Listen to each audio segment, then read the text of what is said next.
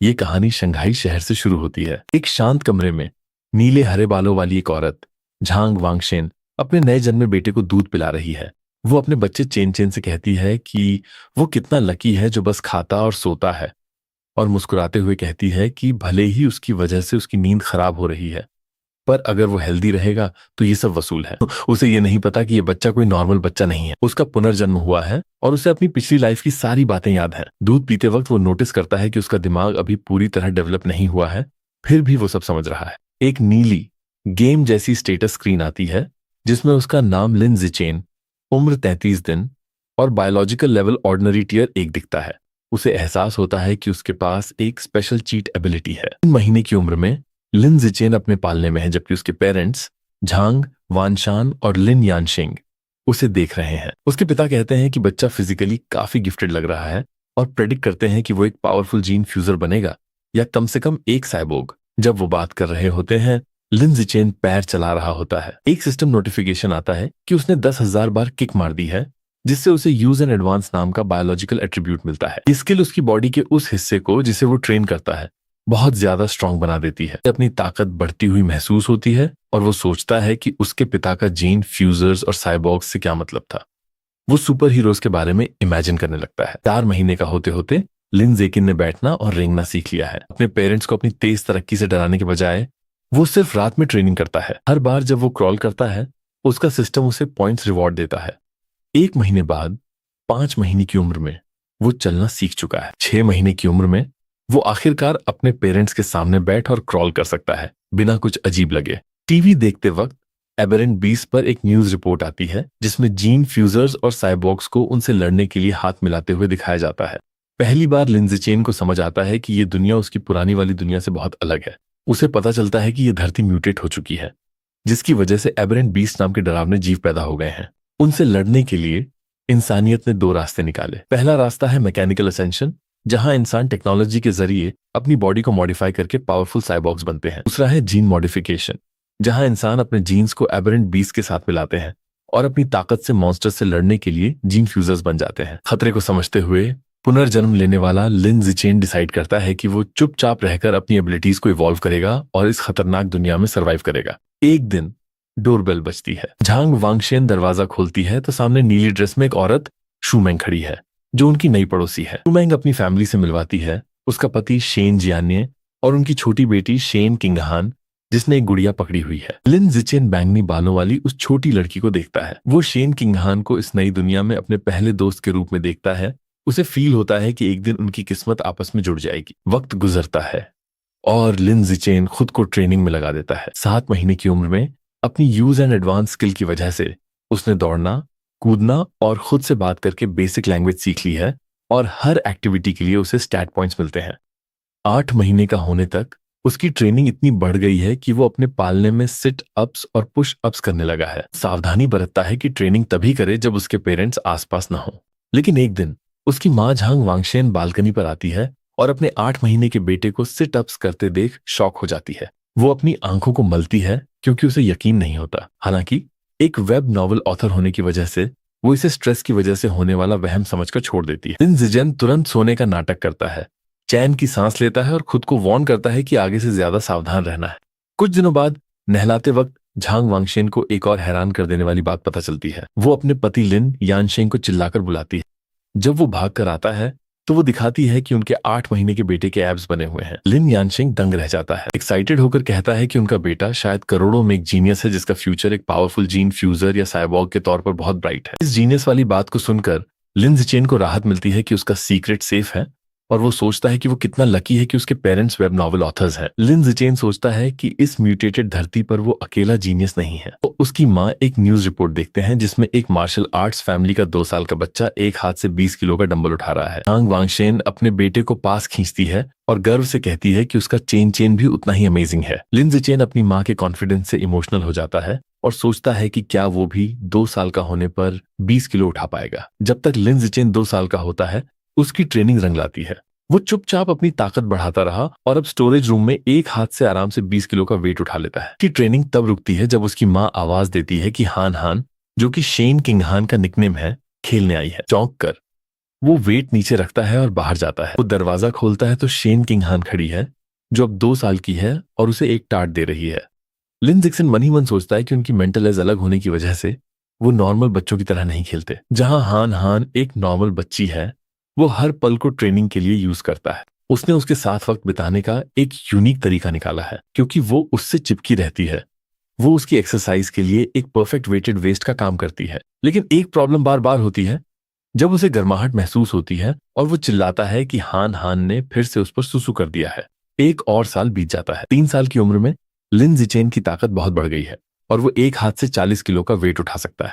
TV देखते हुए वो एक 4 साल के जीनियस की रिपोर्ट देखता है जो 30 किलो का डंबल उठा रहा है, और वो सेटिस्फैक्शन के साथ नोटिस करता है कि वो अभी से उससे ज्यादा स्ट्रांग है। इतनी प्रोग्रेस के बावजूद उसका सिस्टम अभी भी उसका बायोलॉजिकल लेवल ऑर्डिनरी टीयर 1 ही दिखा रहा है। वो सोचता है कि टीयर 2 तक पहुंचने के लिए क्या करना होगा। इन्हीं सवालों के साथ वो पहली बार अपने घर से बाहर कदम रखता है। बाहर की दुनिया एक शानदार और फ्यूचरिस्टिक शहर है जहां बीस्टमैन और साइबॉर्ग्स हैं। उसे लगता है कि ये वही जीन फ्यूजर्स और साइबॉर्ग्स हैं जिनके बारे में उसने सुना था। अपनी माँ और पड़ोसियों शू मैंग और शेन किंगहान के साथ वो लाइब्रेरी की तरफ जाता है कि उसके पेरेंट्स उसे इलेक्ट्रॉनिक डिवाइसेस यूज नहीं करने देते, इसलिए बुक्स ही इंफॉर्मेशन का सबसे अच्छा जरिया है। लाइब्रेरी में उसकी माँ उसे बच्चों वाले सेक्शन की तरफ भेजती है, लेकिन लिन जिचेन एडवांस्ड एनसाइक्लोपीडिया की तरफ चल देता है और शेन किंगहान चिंता में उसके पीछे जाती है। दोनों माएं कंफ्यूजन में उन्हें देखती हैं। टूमेंग पूछती है कि उसे ये किताबें क्यों पसंद हैं, और झांग वांगशेन अंदाजा लगाती है कि ये उसके जीनियस जीन्स की वजह से है। जब शेन किंगहान उसे कुकीज देती है, लिन जिचेन अपनी पढ़ाई में खोया रहता है। किताबों से उसे पता चलता है कि सभी जीवों को 6 बायोलॉजिकल लेवल्स में बांटा गया है: ordinary, advanced, rare, epic, legendary और मिथिकल, और हर लेवल 9 टीयर्स में डिवाइड है। उसे एहसास होता है कि उसके पेरेंट्स जैसे नॉर्मल इंसान सबसे नीचे यानी ऑर्डिनरी टीयर 1 पर है, जो कि हाई लेवल बींग्स के सामने चींटियों जैसे हैं। ये जानकारी लिन जिचेन के अंदर एक आग जला देती है। उसे अपना सीक्रेट बनाए रखते हुए अपनी ट्रेनिंग तेज करनी होगी। उसका सिस्टम उसे एक नए क्वेस्ट के बारे में बताता है: 100 मिलियन कैरेक्टर्स पढ़ो और रिवॉर्ड में सेलेस्टियल रूट ऑफ विजडम पाओ। दिमाग और बॉडी दोनों को ट्रेन करने के लिए एक्साइटेड होकर वो इसे एक्सेप्ट कर लेता है। अगले 1 साल तक लिन जिकुन अपना वक्त फिजिकल ट्रेनिंग और बहुत सारा पढ़ने में बांट देता है। 4 साल की उम्र में वो और शेन किंगहान किंडरगार्टन शुरू करते हैं, अपनी टीचर मिस जियांग मेई का हाथ पकड़कर। उसकी मेहनत रंग लाती है। स्कूल शुरू करने के कुछ ही समय बाद वो ऑर्डिनरी टीयर 2 पर पहुंच जाता है। उसकी फिजिकल ताकत बहुत ज्यादा है।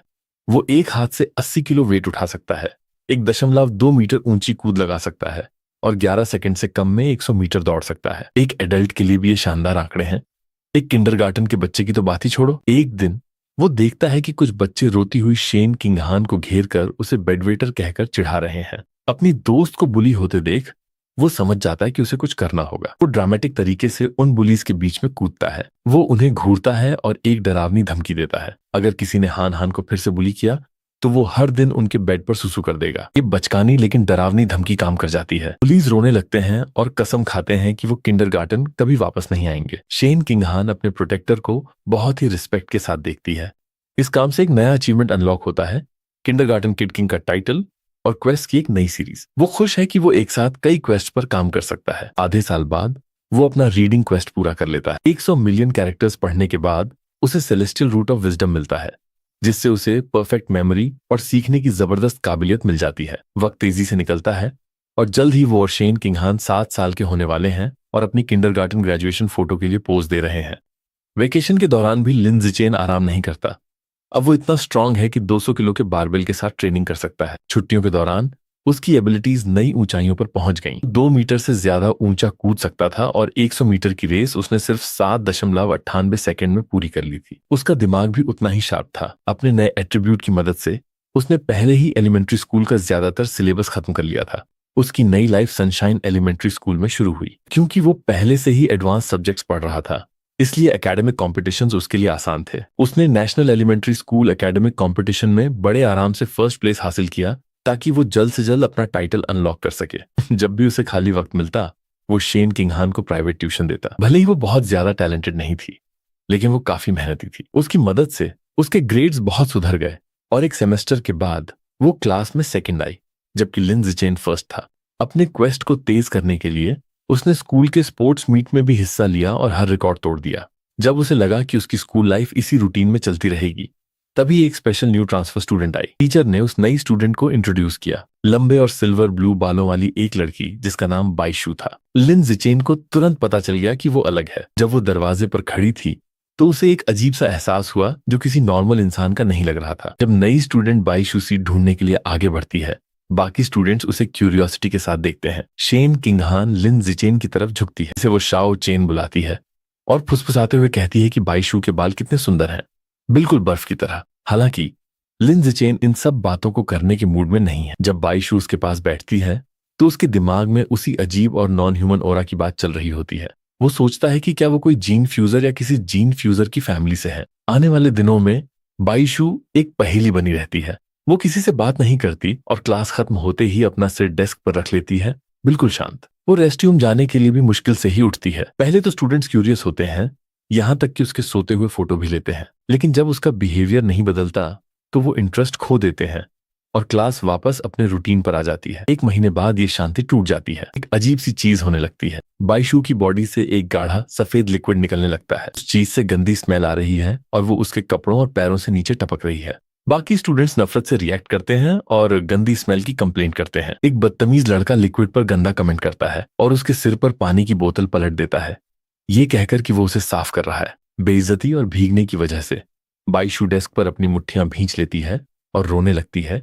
उसकी आंखें आंसुओं से भर जाती हैं। बुलीज उसकी हालत पर बुरी तरह हंसने लगते हैं। अपनी डेस्क से ये सब देखते हुए शेन किंगहान परेशान होकर लिन जिचेन से पूछती है कि क्या वो बेचारी बाइशू की मदद कर सकते हैं। लिन जिचेन कंफ्यूज है। उसे लगा था कि बाइशू खतरनाक है, तो उसे समझ नहीं आ रहा कि वो रो क्यों रही है। मदद करने के लिए मान जाता है। जब वो बुलीज की तरफ बढ़ता है तो वो उसके बारे में अपनी सोच बदलता है। भले ही वो उसे अभी भी नहीं समझ पाया है, पर उसे एहसास होता है कि फिलहाल वो कोई खतरा नहीं है। वो बस एक कमजोर लड़की है जिसे बुली किया जा रहा है और उसे बीच में आना ही होगा। लिन जिचेन मेन बुली के पास जाता है और उसका कॉलर पकड़कर उसका नाम लेता है, गुआनचुन। डरावनी मुस्कुराहट के साथ वो उस लड़के को बाइशू की डेस्क से पानी साफ करने का ऑर्डर देता है। गुआनचुन डर जाता है और हकलाते हुए कहता है कि वो अभी साफ कर देगा। बाकी बुली समझ जाते हैं कि वो मुसीबत में है।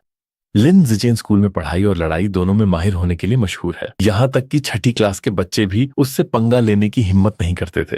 बात मानने में ही भलाई समझते हुए वो तुरंत टिश्यू लेते हैं और गंदगी साफ करते हैं। एक बार डेस्क साफ होने के बाद लिन जिक्सियान सब पर नजर डालता है। वो सबको तुरंत उससे माफी मांगने का कमांड देता है। बुलीज पसीने पसीने और डरे हुए तुरंत बात मान लेते हैं। वो उसकी डेस्क के सामने लाइन लगाते हैं और सिर झुकाकर माफी मांगते हैं और वादा करते हैं कि फिर कभी उसे बुली नहीं करेंगे। जब बुलीज चले जाते हैं, बाइशू ऊपर देखती है। उसकी आंखों में अभी भी आंसू हैं। वो लिन जिचेन और शेन किंगहान दोनों को थैंक्स कहती है। शेन किंगहान बाइशू के कंधे पर हाथ रखती है और कहती है क्लासमेट्स को एक दूसरे की मदद करनी चाहिए। उस दिन से शेन किंगहान उस शांत सफेद बालों वाली लड़की से दोस्ती करने की ठान लेती है और हमेशा लिन जिचेन को भी साथ ले जाती है। वो तीनों अपना फ्री टाइम साथ बिताने लगते हैं। शेन किंगहान बहुत दयालु है। वो हमेशा अपने सबसे अच्छे स्नैक्स पहले बाइशू के साथ शेयर करती है। ऐसे ही एक पल में जब शेन किंगहान उसे कुछ खाने को देती है तो बाइशू हिचकिचाती है।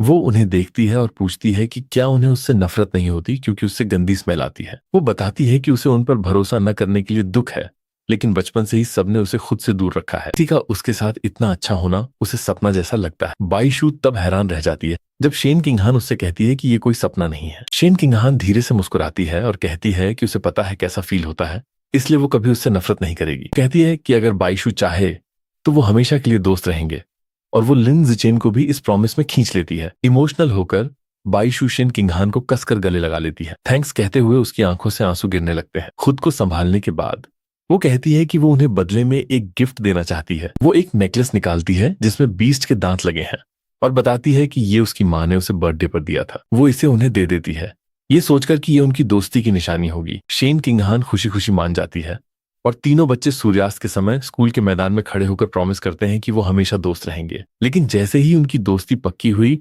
कुछ अनएक्सपेक्टेड हो गया। एक दिन शेन किंगहान को पता चलता है कि बाइशू ने स्कूल छोड़ दिया है और वो शॉक हो जाती है। लिन जिचेन इसकी पुष्टि करता है और बताता है कि उसने उसे स्कूल छोड़ने के पेपर्स भरते हुए देखा था। वो याद करता है कि उसने प्रिंसिपल के ऑफिस के दरवाजे से देखा था। उसने बाइशू को प्रिंसिपल और एक बड़े से डरावने आदमी के साथ देखा था जिसके हाथ रोबोटिक थे। प्रिंसिपल ने उस आदमी को भरोसा दिलाया कि बाइशू के पेपर्स पूरे हैं और उसकी जानकारी को सीक्रेट रखा जाएगा। इस मुलाकात ने लिन जिचेन के शक को कंफर्म कर दिया कि बाइशू की पहचान इतनी सिंपल नहीं थी। उस दिन के बाद उसने बाईशू को फिर कभी नहीं देखा, बस उसके बारे में सोचता रहा।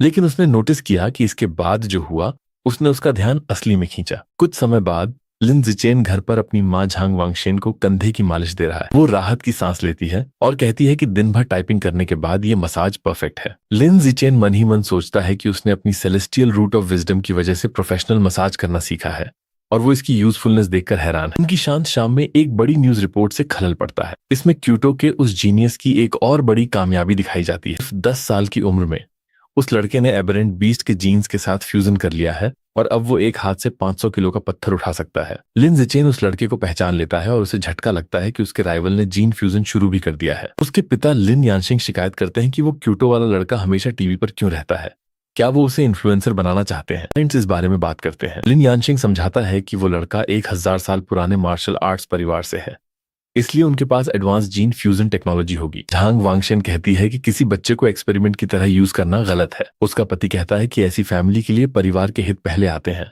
जिस पर उसकी पत्नी उसे ताना मारती है। जब उसके पेरेंट्स बहस कर रहे होते हैं, लिन जिकिन सोच में डूबा होता है। उसे याद आता है कि फ्यूजन से पहले वो लड़का 100 किलो उठा सकता था, अब वो 500 किलो उठा सकता है, जो कि 5 गुना ज्यादा है। तुलना करें तो लिन जिकिन सिर्फ 8 साल की उम्र में बिना किसी जीन फ्यूजन के 300 किलो का वेट उठा सकता है। वो कॉन्फिडेंस के साथ मुट्ठी बांधता है कि उसका अपना पोटेंशियल उससे कहीं ज्यादा है।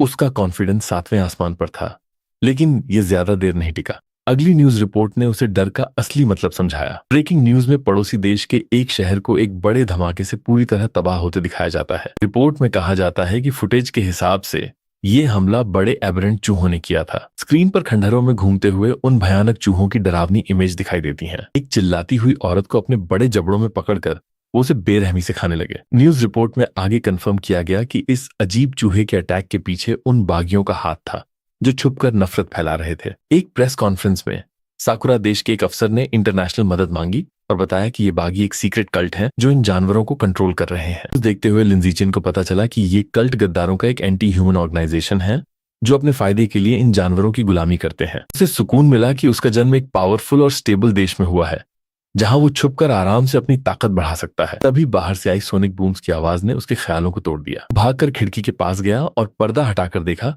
कि हथियारों से लैस साइबॉग्स का एक ग्रुप रात के आसमान में उड़ रहा है। वो सोचने लगा कि इतने सारे साइबॉग्स को ड्यूटी पर क्यों लगाया गया है और उम्मीद करने लगा कि कुछ बुरा न हो। अगली सुबह सब कुछ नॉर्मल लग रहा था। लिन जिचेन ने शेन किंगहान का इंतजार किया जो भागती हुई आई और लेट होने के लिए माफी मांगने लगी।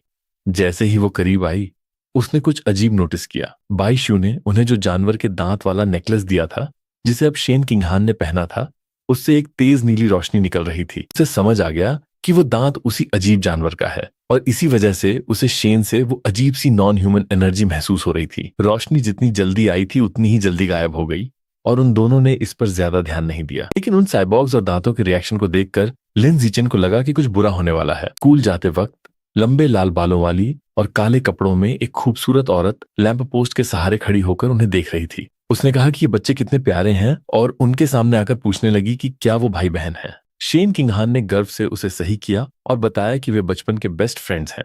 वो औरत उदासी भरी मुस्कान के साथ बोली कि काश उसका भी कोई बचपन का दोस्त होता। अचानक उसके चेहरे के एक्सप्रेशंस डरावने हो गए। वो पास आई और अपनी चमकती आंखों से पूछने लगी कि वे अकेले स्कूल क्यों जा रहे हैं और उनके पेरेंट्स कहाँ हैं। जैसे ही शेन किंगहान ने जवाब देना शुरू किया, लिन जिचेन ने उसका हाथ पकड़कर उसे रोक दिया। वो उसे खींचते हुए ले गया और बोला कि उन्हें देर हो रही है और उस अजीब औरत को पीछे छोड़ दिया। थोड़ी दूर जाने के बाद उसने शेन किंगहान को प्यार से डांटा और याद दिलाया कि अजनबियों से बात नहीं करनी चाहिए। उसने हाँ में सर हिलाया। स्कूल के बाद लिन जिचेन उन्हें एक सुनसान गली की तरफ ले गया। शेन किंगहान नर्वस होकर कहने लगी कि ये जगह कितनी डरावनी है। लिन जिचेन ने समझाया कि ये इलाका तोड़े जाने वाला है, इसलिए सब लोग यहाँ से जा चुके हैं। तभी एक पहचानी हुई आवाज ने उनका रास्ता रोक लिया। वही लाल बालों वाली औरत सामने आ गई और बोली कि आखिरकार स्कूल खत्म हो ही गया। वो अकेली नहीं थी, उसके साथ शेंग नाम का एक बड़ा और तगड़ा आदमी था। औरत ने शेंग से कहा कि बच्चे यहाँ हैं। लिन जिचेन अलर्ट हो गया। उसने जानबूझकर एक अलग रास्ता चुना था, पर फिर भी वो किसी तरह उनके पीछे आ गई थी। वो औरत मीठी आवाज में उन्हें लालच देने लगी और खाने की चीजें ऑफर की। उसका साथी शेंग अब बेताब हो रहा था। उसने औरत से कहा कि बातें बंद करो और बस बच्चों को बेहोश कर दो ताकि काम खत्म हो। बिना कुछ कहे शेंग एक कपड़ा लेकर उनकी तरफ लपका और चिल्लाया कि उसे इन्हें बेचकर जल्दी पैसे कमाने हैं। ऐसे ही वो करीब आया। लिन जीचेन ने शेन किंगहान को साइड में धक्का दिया और उसका सामना करने के लिए तैयार हो गया। उसने अपनी मुट्ठी भींची और पूरी ताकत से एक जोरदार पंच मारा। पंच सीधे शेंग के चेहरे पर लगा और उस बड़े आदमी के कदम वहीं रुक गए। इतनी जबरदस्त ताकत से शेंग दर्द में चिल्लाता हुआ गली में पीछे की ओर जा गिरा। लाल बालों वाली औरत को अपनी आंखों पर यकीन नहीं हो रहा था। वो हैरान थी कि एक छोटा बच्चा एक बड़े आदमी को कैसे उड़ा सकता है। जमीन पर पड़ा हुआ शेंग खून की उल्टियां करने लगा। वो सन्न था। शेंग के ढेर होते ही लिन जीचेन लाल बालों वाली औरत की तरफ मुड़ा। इससे पहले कि वो कुछ कर पाती, उसने उसके पेट पर एक सॉलिड पंच मारा और फिर एक जोरदार अपरकट मारकर उसे बेहोश कर दिया। हारे हुए किडनैपर्स के पास खड़े होकर उसका चेहरा सख्त हो गया। पास ही पड़ी एक ईंट उठाई। उसके इरादे खतरनाक लग रहे थे। उसने सोचा कि इस सुनसान गली में कोई कैमरा नहीं है, तो इन्हें यहीं खत्म कर देना चाहिए। अगर ये जिंदा बच गए तो उसकी सुपर पावर सबको पता चल जाएंगी, जिससे उसका चुपचाप ताकतवर बनने का प्लान बिगड़ जाएगा। ऐसे ही वो आखिरी वार करने वाला था, तभी जमीन जोर से हिलने लगी।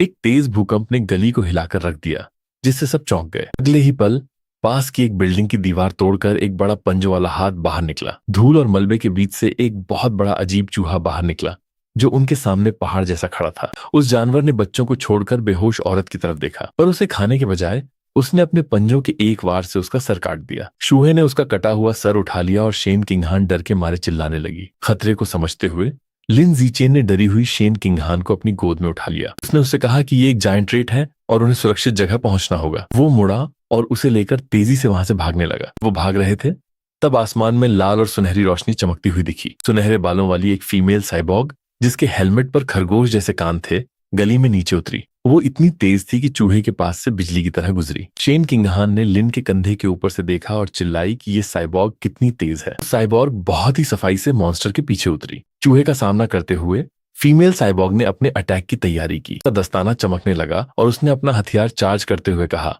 Anaesthetic smoke. उसने मॉन्स्टर पर गोले दागे, जिससे गली में बड़े धमाके होने लगे। लिन जीचेन ने शेन किंगहान को धमाकों से बचाया। अजीब चूहा धमाकों की आग में फंस गया।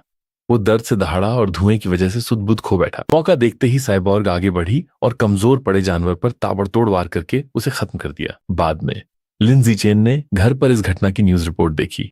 उसने लड़ाई का अंदाजा लगाया और इस नतीजे पर पहुंचा कि साइबॉर्ग का पावर लेवल शायद ज्यादा नहीं है। तो मानना था कि उसे चूहे को पहले कमजोर करना पड़ा और फिर भी मारने में 7 मिनट लग गए। वो इन बड़े चूहों के खतरे के बारे में सोचने लगा। वो जानता था कि ये 10 मीटर से भी बड़े और बहुत ताकतवर हो सकते हैं। किस्मत अच्छी थी कि वे बच गए, पर इस घटना ने उसे याद दिला दिया कि दुनिया कितनी खतरनाक है। उसने अपनी ट्रेनिंग बढ़ाने का फैसला किया ताकि वो अपनी और अपनों की हिफाजत कर सके। बाद में उसे अपनी ट्रेनिंग वाली जगह पर भारी वजन के साथ स्क्वाट्स करते देखा गया और उसके सिस्टम ने उसे पॉइंट्स दिए।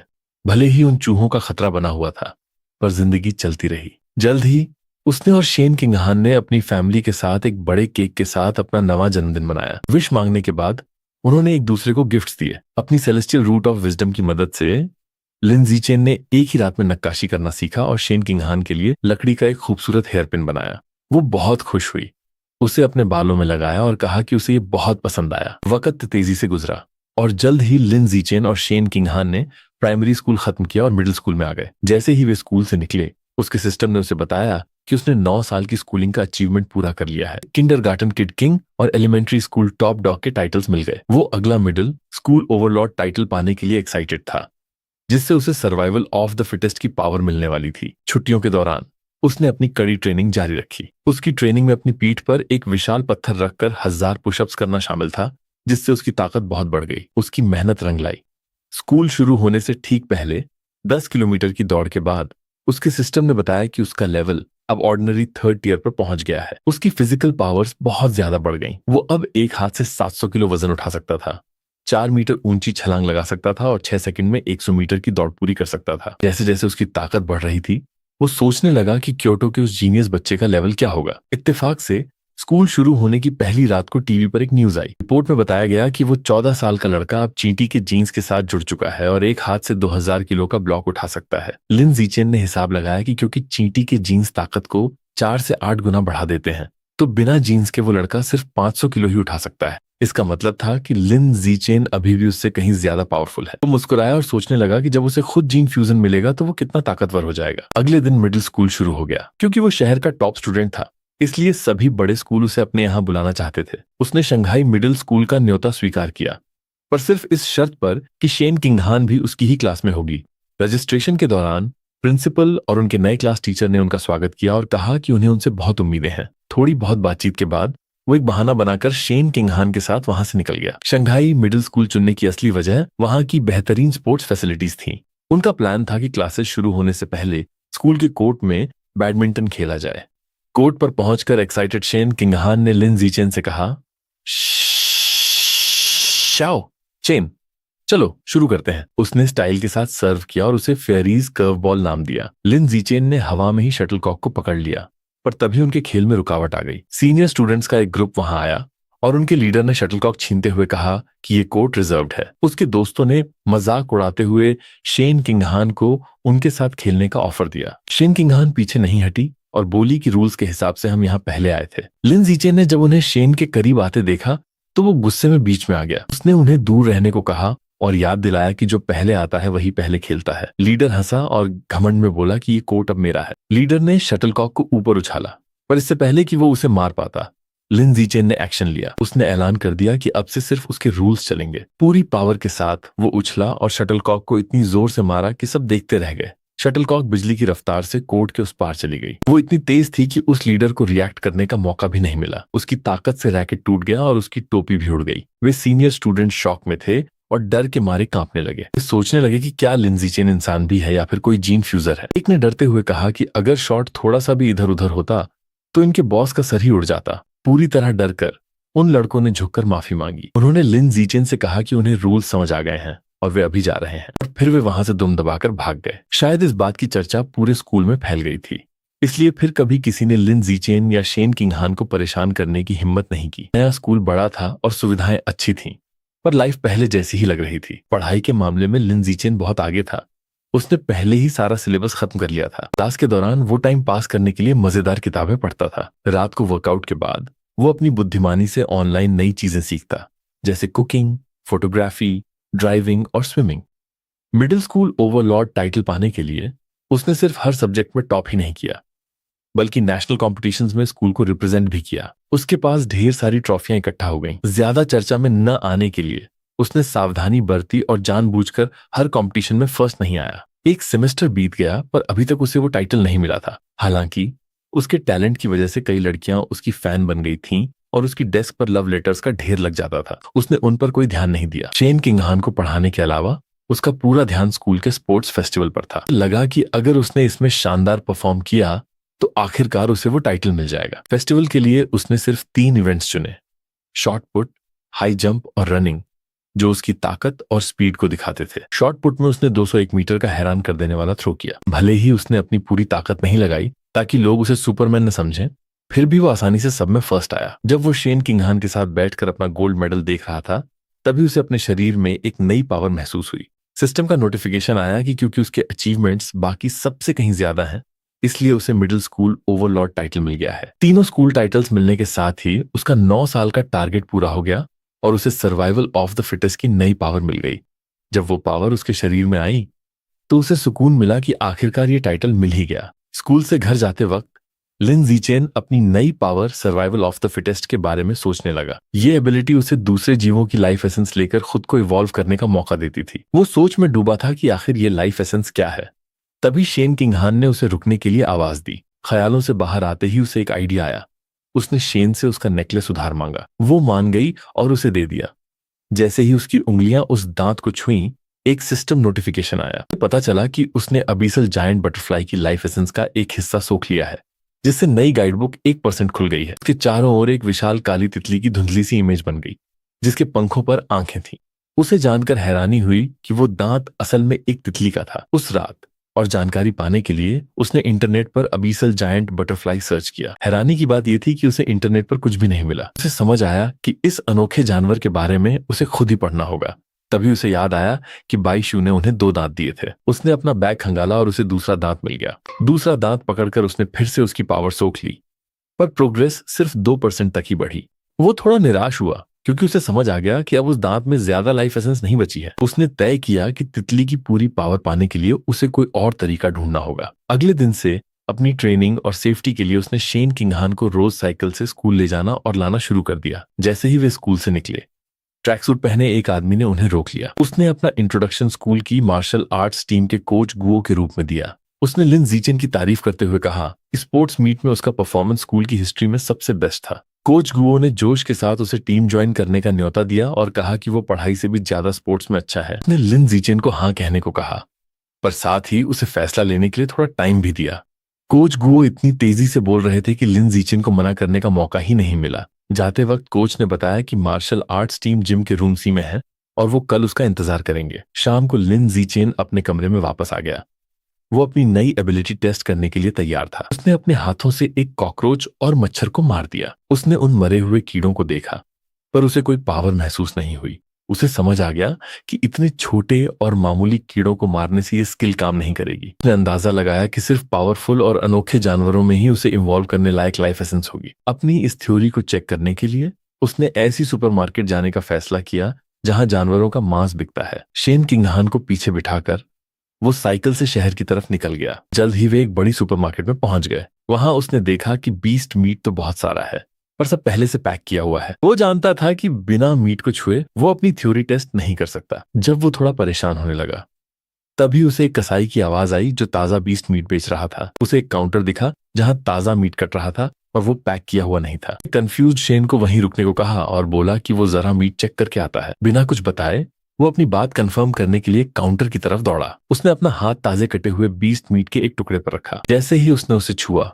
उसके अंदर पर्पल कलर की तेज एनर्जी आने लगी। जैसा उसने सोचा था, उस बीस्ट मीट में काफी लाइफ एसेंस थी। उसने एक्साइटमेंट में अपनी मुट्ठी भींची और उसके चेहरे पर एक बड़ी सी मुस्कान आ गई। शेन किंगहान उसे हैरानी से देख रही थी कि ये सिर्फ मीट छूने से इतना खुश क्यों हो रहा है। वो उसके पास आई और अजीब से चेहरे के साथ पूछा कि ये मीट कैसा लग रहा है। नॉर्मल दिखने की कोशिश करते हुए लिन ने कहा कि ये मीट बस आम मीट से ज्यादा फ्रेश लग रहा है, और उसने उससे पूछा कि क्या वो भी इसे छूना चाहती है। उसने तुरंत मना कर दिया और कहा कि तुमने इसे छू लिया वही काफी है। अपनी थ्योरी कंफर्म होने के बाद उसने वो मीट घर के लिए खरीदने का फैसला किया, जिससे शेन हैरान रह गई। वो उसके रिएक्शन से हैरान नहीं था, क्योंकि वो जानता था कि बीस्ट मीट बहुत महंगा होता है। सबसे सस्ता ऑप्शन घोस्ट शैडो स्क्विड भी करीब 1000 येन पर जिनका मिलता है। उसने स्क्विड लेने का फैसला किया और एक पैकेट उठा लिया। शेन शिंग्यान प्राइस देखकर घबरा गई और बोली कि ये बहुत महंगा है, उसे पहले अपनी मम्मी से पूछना चाहिए। लिन जिचेन बस मुस्कुराया और उसे दिलासा देने के लिए उसका सिर थपथपाया। उसने उसे चिंता न करने को कहा और झूठ बोल दिया कि उसकी मम्मी ने पहले ही दोनों फैमिलीज के लिए ढेर सारा खरीदने को कहा था। एक फ्लैशबैक में उसकी मम्मी झांग वांगशिन खुशी खुशी दावत बनाने के लिए मानती हुई दिखती हैं। मन ही मन में लिन जिचेन मानता है कि शेयर करना तो उसका एक प्लान है ही, पर असली वजह ये टेस्ट करना है कि क्या वो खाकर लाइफ एसेंस एब्जॉर्ब कर सकता है, क्योंकि उसे डर है कि डायरेक्ट एब्जॉर्प्शन से मीट खराब हो सकता है। चेकआउट पर उसने 29.94 येन के भारी दाम पर घोस्ट शैडो स्क्विड के 3 पैकेट खरीदे। फीमेल कैशियर ने उसे थैंक यू कहा। वहां से निकलते वक्त लिन जिचेन सोचने लगा कि मीट कितना महंगा था और पता नहीं वो इसे दोबारा कब अफोर्ड कर पाएंगे। जब तक उनकी शॉपिंग खत्म हुई, रात के 9 बज चुके थे। ये जानते हुए कि शहर में आजकल काफी हलचल है, उन्होंने सेफ्टी के लिए सीधे घर जाने का फैसला किया। जाते समय लिन जिक्सियन अपने एक्सपेरिमेंट के बारे में सोचना बंद नहीं कर पाया। उससे वेट नहीं हुआ तो उसने चुपके से बास्केट में रखे मीट के पैकेट पर अपना हाथ रखा। तो तुरंत जानी पहचानी पर्पल एनर्जी महसूस हुई। उसके सिस्टम ने कंफर्म किया कि उसने घोस्ट शैडो स्क्विड के लाइफ एसेंस का एक हिस्सा हासिल कर लिया है। उस क्रीचर के लिए एक नई गाइड बुक अनलॉक हो गई, लेकिन उसकी प्रोग्रेस अभी सिर्फ 0.1% थी। उसके दिमाग में उस डरावने कई आंखों वाले स्क्विड की एक स्पेक्ट्रल इमेज दिखाई दी। जब वे शांत गलियों से साइकिल चला रहे थे तो वो मन ही मन हिसाब लगाने लगा। समझ आया कि थोड़े से मीट से उसे उसकी पावर का बस एक छोटा हिस्सा ही मिला है। उसने अंदाजा लगाया कि गाइड बुक में 100% तक पहुंचने के लिए उसे 100 जिन खाने होंगे, जिसकी कीमत पूरे 1 लाख येन होगी। उसने स्क्विड की स्पेशल एबिलिटी के बारे में सोचा, जो पानी में घुलकर गायब होने की थी, और तय किया कि ये पावरफुल स्किल उस कीमत के लायक है। उसका रास्ता साफ था, उसे बहुत सारे पैसे कमाने होंगे, क्योंकि वो अपनी फैमिली से इतने पैसे नहीं मांग सकता। फिर उसे मीट खरीदने की अपनी दूसरी वजह याद आई, ये टेस्ट करना कि क्या लाइफ एसेंस एब्जॉर्ब करने से वो खराब हो जाएगा। उसने पैकेट की तरफ एक नजर डाली। काफी देर हो गई थी, पर मीट एकदम फ्रेश दिख रहा था। वो मुस्कुराया, ये सोचकर खुश कि एसेंस एब्जॉर्ब करने से मीट खराब नहीं होता। जैसे जैसे वो पावर एब्जॉर्ब करता गया, स्क्विड के लिए उसका प्रोग्रेस बार 3% तक पहुंच गया। उसका ध्यान तब टूटा जब शेन किंगहान ने चिल्लाकर वार्निंग दी। उसने जोर से ब्रेक मारा और बाइक लेन में एक कपल के बिल्कुल पास जाकर रुका और उनसे माफी मांगी। उसने खुद को डांटा कि वो देखकर नहीं चल रहा था। फिर सोचने लगा कि लेन में इतनी भीड़ क्यों है। शेन किंगहान ने आगे इशारा किया। वहां एक खतरनाक माहौल था। एक मस्कुलर लाल बालों वाला आदमी चाकू की नोक पर एक औरत को होस्टेज बनाए हुए था। शेन किंगहान ने डरते हुए होस्टेज को पहचान लिया।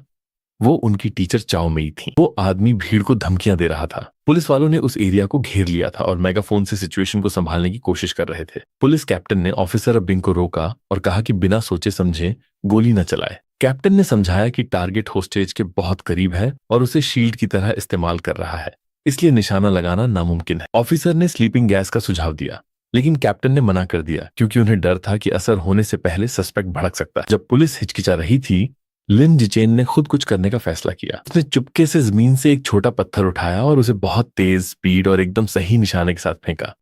पत्थर ऑफिसर बिंग की गन पर लगा, जिससे गलती से गोली चल गई। वो गोली सस्पेक्ट के हाथ पर लगी, जिससे वो चिल्लाया और उसके हाथ से चाकू छूट गया और टीचर काओ मेई आजाद हो गई। मौका देखते ही पुलिस कैप्टन चिल्लाया कि टीम आगे बढ़े। ऑफिसर तेजी से आगे बढ़े और निहत्थे सस्पेक्ट को अरेस्ट कर लिया, जबकि एक फीमेल ऑफिसर डरी हुई टीचर काओ मेई को संभालने लगी। ऐसे ही सिचुएशन कंट्रोल में आई। लिन जिचेन चुपचाप अपनी साइकिल पर बैठ गया। शेन किंगहान ने हैरानी भरी नजरों से उसे देखा और पूछा कि क्या उसने पत्थर फेंका था। उसने उसे चुप कराया और कहा कि अभी यहां से चलते हैं, बाद में बात करेंगे, और वे वहां से निकल गए। ऐसे ही वे जाने वाले थे। एक आवाज ने उन्हें रुकने को कहा। पुलिस कैप्टन ने आवाज दी और पूछा कि क्या लिन जिचेन ने ही पत्थर फेंका था। पकड़े जाने के डर से लिन जिचेन ने घबराते हुए मुस्कुराकर सब मना कर दिया। कैप्टन उन्हें जाते हुए देखने लगा। उसे अजीब लगा कि कोई इतना अच्छा काम करने के बाद भी उसे मान क्यों नहीं रहा। उसने जोर से कहा कि बहादुरी के लिए एक रिवॉर्ड भी है। रिवॉर्ड शब्द सुनते ही लिन जिचेन का ध्यान तुरंत वहां गया। पैसों की जरूरत होने की वजह से उसने जोर से ब्रेक मारा, गाड़ी रोकी और वापस कैप्टन के पास भागा। उसने शर्माते हुए अपनी बात बदली और मान लिया कि पत्थर उसी ने फेंका था और बताया कि उसके लिए पैसे बहुत जरूरी हैं। कैप्टन ने उसे रिपोर्ट लिखवाने के लिए स्टेशन आने को कहा और वादा किया कि वो रिवॉर्ड दिलाने में मदद करेगा। अपनी फैमिलीज को बताने के बाद लिन जिचेन और शेन किंगहान पुलिस स्टेशन जाने के लिए तैयार हुए। उसे लगा सब ठीक रहेगा, लेकिन जैसे ही पुलिस सस्पेक्ट को ले जाने लगी, कुछ बहुत बुरा हुआ। सस्पेक्ट का चेहरा अजीब तरीके से बिगड़ने लगा। पुलिस को डर के साथ एहसास हुआ कि वो एक हेरेटिक है और उनकी आंखों के सामने ही एक विशाल चूहे में म्यूटेट हो रहा है। उस मॉन्स्टर ने अपनी हथकड़ियां तोड़ दी और हमला करना शुरू कर दिया। वो ऑफिसर्स पर अपने बड़े पंजे मारने लगा। पुलिस कैप्टन ने रेडियो पर ऑर्डर दिया कि फायरिंग शुरू करो, पर आम लोगों को बचाओ। ऑफिसर्स ने अपनी गन्स चला दी, पर गोलियों का कोई असर नहीं हुआ। एक रिपोर्ट आई कि हेरेटिक रैट किंग के जीन्स के साथ फ्यूज हो चुका है और तुरंत बैकअप की जरूरत है। खतरा भांपते हुए लिन जिचेन ने उन दोनों को पकड़ा और वहां से भागने को कहा। उसे सुकून मिला कि मॉन्स्टर उनका पीछा नहीं कर रहा, पर वो जानता था कि उन्हें जल्दी निकलना होगा। जब वे भाग रहे थे, आसमान से पर्पल ऑरा में एक नई फिगर नीचे आई। वो स्लीक और फ्यूचरिस्टिक आर्मर पहनी हुई एक फीमेल साइबॉर्ग है। उसने विशाल चूहे पर एक पावरफुल हमला किया, जिससे वो पीछे की ओर लड़खड़ा गया। हवा में तैरते हुए उस साइबॉर्ग ने, जिसके छोटे डार्क पर्पल बाल थे, अपनी चेस्ट से लेजर कैनन चार्ज करना शुरू किया। फायर करने के कमांड के साथ उसने पर्पल एनर्जी की एक विशाल बीम छोड़ी, जिसने उस म्यूटेंट चूहे को घेर लिया। वो क्रीचर दर्द में दहाड़ा और पूरी तरह जलकर राख हो गया। बस जले हुए अवशेष बचे। लिन जिचेन ये सब देखता रहा। वो साइबॉर्ग की शानदार पावर देखकर हैरान था। खतरा टलने के बाद टीचर काओ मेई और शेन किंगहान ने राहत की सांस ली। हालांकि लिन जिचेन को अपनी बाइक की ज्यादा चिंता थी।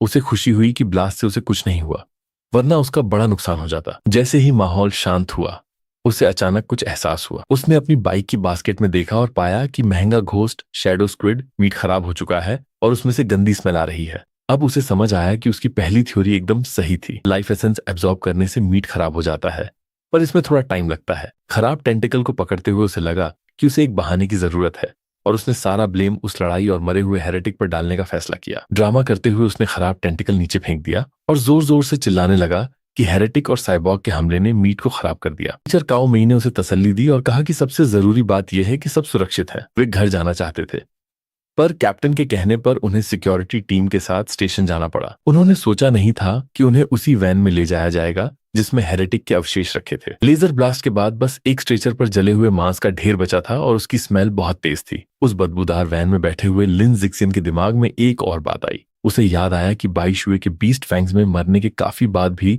लाइफ एसेंस मौजूद था। उसे एक नई पॉसिबिलिटी दिखाई दी। क्या इस लाश में भी लाइफ एसेंस बचा होगा? और अगर ऐसा है तो क्या वो इस लाश के रैट किंग जीन को हासिल कर सकता है? पुलिस वैन में बैठे हुए लिन जिक्सिन सोचने लगा कि वो हेरेटिक की जली हुई लाश से कितना रैट किंग जीन ले सकता है। ये जानने के लिए उसने फैसला किया कि वो चुपके से अपना हाथ उन अवशेषों की तरफ बढ़ाए।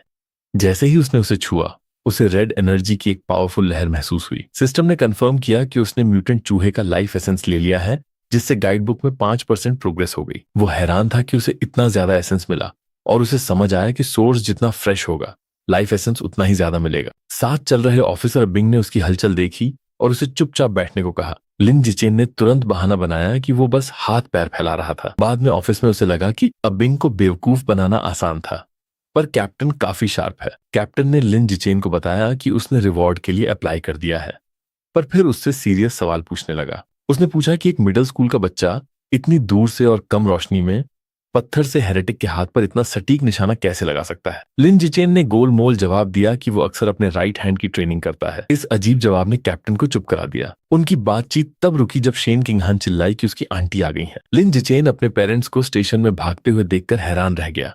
उसकी मम्मी घबराते हुए उसकी तरफ दौड़ी। उनके चेहरे पर डर साफ दिख रहा था। उन्होंने उसे गले लगा लिया और पूछा कि क्या वो ठीक है, और कहा कि उसने तो उन्हें डरा ही दिया था। उसने उन्हें शांत करने की कोशिश की और बताया कि वो ठीक है और उसे बहादुरी का रिवॉर्ड भी मिला है। अपने पास पकड़ते हुए उसकी मम्मी ने उससे वादा लिया कि अगली बार कोई खतरा हो तो वो पहले कहीं छुप जाएगा। उन्होंने आंखों में आंसू भरकर कहा कि वो बस उसे सही सलामत बड़ा होते देखना चाहती हैं। लिन जिचेन अपनी मम्मी की फिक्र देखकर भावुक हो गया। जाते समय लिन जिचेन ने अपनी मम्मी को भरोसा दिलाया कि वो हमेशा पहले खुद का ख्याल रखेगा। पुलिस कैप्टन उन्हें जाते हुए देखता रहा और लड़के की अजीब शक्तियों के बारे में सोचता रहा। बाहर निकलते वक्त लिन जिचेन के पास से 2 फीमेल पुलिस ऑफिसर्स गुजरी जो केस के बारे में बात कर रही थीं। एक ने कहा कि अपराधी आजकल बहुत निडर होते जा रहे हैं और उसकी साथी ने बताया कि हेरेटिक गुआंगयुआन यूनिवर्सिटी का एक स्टूडेंट था जिसे रैट गॉड कल्ट ने ब्रेन वॉश किया था।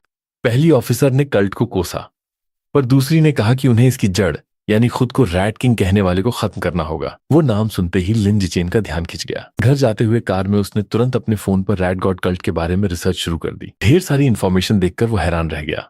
उसे पता चला कि कल्ट का मेन बेस शंघाई सिटी में है और इसके ज्यादातर मेंबर्स समाज से निकाले हुए लोग हैं। उसे एक चौंकाने वाली बात पता चली कि रैट किंग एक हायर लाइफ फॉर्म में इवॉल्व होना चाहता है और अपने फॉलोअर्स से इवोल्यूशन मटेरियल इकट्ठा करवा रहा है। इससे उसके मन में एक डरावना सवाल आया, क्या रैट किंग जैसा एबेरेंट बीस्ट अब सोचने समझने के काबिल हो गया है? उसकी सोच तब टूटी जब उसने खिड़की के बाहर फुटपाथ पर एक बिल्ली के साइज का बड़ा चूहा देखा। एक पल के लिए उसे लगा कि ये रैट किंग से जुड़ा है, पर फिर उसने ये सोचकर बात टाल दी कि साउथ में इतने बड़े चूहे होना आम बात है। उस बात को भूलकर उसने नोटिस किया कि शेन किंगहान कितनी शांत है। उसने देखा कि वो काफी अनकंफर्टेबल होकर बैठी है और अपने घुटनों को सटा रखा है। वो तुरंत समझ गया। उसे याद आया कि बचपन से ही जब भी वो नर्वस होती है तो वो अपना ब्लैडर कंट्रोल नहीं कर पाती। हालांकि ये उसके लिए शर्मिंदगी की बात थी, पर लिन जिचेन को हमेशा लगा कि ये रिएक्शन उसकी किसी छुपी हुई पावर से जुड़ा हो सकता है। घर पहुंचने पर लिन जिचेन की मम्मी ये जानकर हैरान रह गई कि 3000 येन का बीस्ट मीट गायब है। लिन जिचेन ने तुरंत बहाना बनाया कि भागते वक्त शायद वो कहीं गिर गया होगा। उसकी मम्मी ने कहा कि मीट को भूल जाओ, बस ये खुशी है कि तुम ठीक हो। लिन जिचेन ने राहत की सांस ली कि उसने मम्मी को बेवकूफ बना दिया, लेकिन उसके पापा लिन यानशिंग थोड़े जिद्दी निकले। उन्होंने ऐलान किया कि वो महंगा मीट ढूंढने वापस जा रहे हैं और डींगे मारने लगे कि वो बहुत टफ है। लिन जिचेन ने उन्हें रोकने की कोशिश की और कहा कि वहां जाना खतरनाक है और मीट भी खराब हो चुका होगा। उसके पापा को शक हुआ। उन्होंने पूछा कि उसे कैसे पता कि वो खराब हो गया है। घबराते हुए लिन जिचेन ने कहा कि वो तो बस एक अंदाजा था।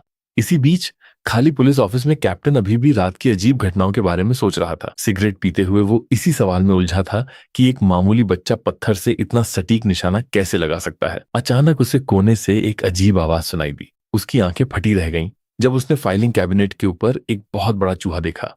इससे पहले कि वो कुछ करता, विशाल चूहे ने नीचे छलांग लगा दी। कैप्टन ने तुरंत अपनी पिस्तौल निकाली और गोलियां चलानी शुरू कर दी। मुकाबला बहुत तेज और हिंसक था, जो खून खराबे के साथ खत्म हुआ। अगले दिन क्लास में लिन जिचेन अपनी डेस्क पर बैठकर आहें भर रहा था। पिछली रात के बारे में सोचते हुए उसने महसूस किया कि वो उस हेरेटिक और साइबॉर्ग के मुकाबले अभी बहुत कमजोर है। उसे गाइड बुक भरने के लिए घोस्ट शैडो स्क्विड जैसा बीस्ट मीट खरीदने के लिए जल्दी पैसे कमाने होंगे। उसने इन्फ्लुएंसर बनने या स्टडी मटेरियल बेचने का सोचा, पर फिर ये कहकर टाल दिया कि ये बहुत दिखावे वाला काम है। अचानक उसे एक आइडिया आया। उसे याद आया कि इस दुनिया में पढ़ाई से ज्यादा मार्शल आर्ट्स और जीन फ्यूजन जरूरी है। उसने एक्शन लेने का फैसला किया और उस जिम में गया जहां मार्शल आर्ट्स टीम प्रैक्टिस करती है। वहां उसे कोच गुओ मिले जो थर्मस से पानी पी रहे थे। हैरान होकर कोच ने पूछा कि क्या वो टीम ज्वाइन करना चाहता है। जवाब देने के बजाय लिन जिचेन ने धीरे से पूछा कि क्या टीम में आने से सिटी टूर्नामेंट में हिस्सा लेने और बड़ा इनाम जीतने का मौका मिलेगा। कोच ने मुस्कुराते हुए हाँ कहा और बताया कि इनाम हजारों में होते हैं। अपनी तसल्ली होने के बाद लिन जिचेन ने कोच से हाथ मिलाया और कहा कि वो आज से ही मार्शल आर्ट्स टीम ज्वाइन कर रहा है। कोच गुओ ने खुशी खुशी उसका स्वागत किया। कोच ने पूरी टीम को नए मेंबर के बारे में बताने के लिए बुलाया। उन्होंने लिन जिचेन का इंट्रोडक्शन कराया और सबको उसके स्पोर्ट्स मीट चैंपियन होने की याद दिलाई। टीम के बाकी मेंबर्स ने अपना इंट्रोडक्शन दिया और आखिर में लिन जिचेन ने अपना नाम बताया। क्योंकि लिन जिचेन को मार्शल आर्ट्स नहीं आता था, इसलिए कोच गुओ ने उसे बेसिक पंच और किक की तकनीक दिखाई। कोच ने समझाया कि ये मूव्स आसान लगते हैं पर सीखने में मुश्किल हैं और बताया कि उनके बेस्ट स्टूडेंट को भी इन्हें सीखने में 1 हफ्ता लगा था। फिर उन्होंने लिन जिचेन को ट्राई करने को कहा और लिन पोजीशन में आ गया। अपनी सेलेस्टियल रूट ऑफ विजडम की वजह से उसने बस देखकर ही सारी बारीकियां समझ ली थीं। जैसे ही उसने प्रैक्टिस शुरू की, सिस्टम ने उसे वाइटैलिटी,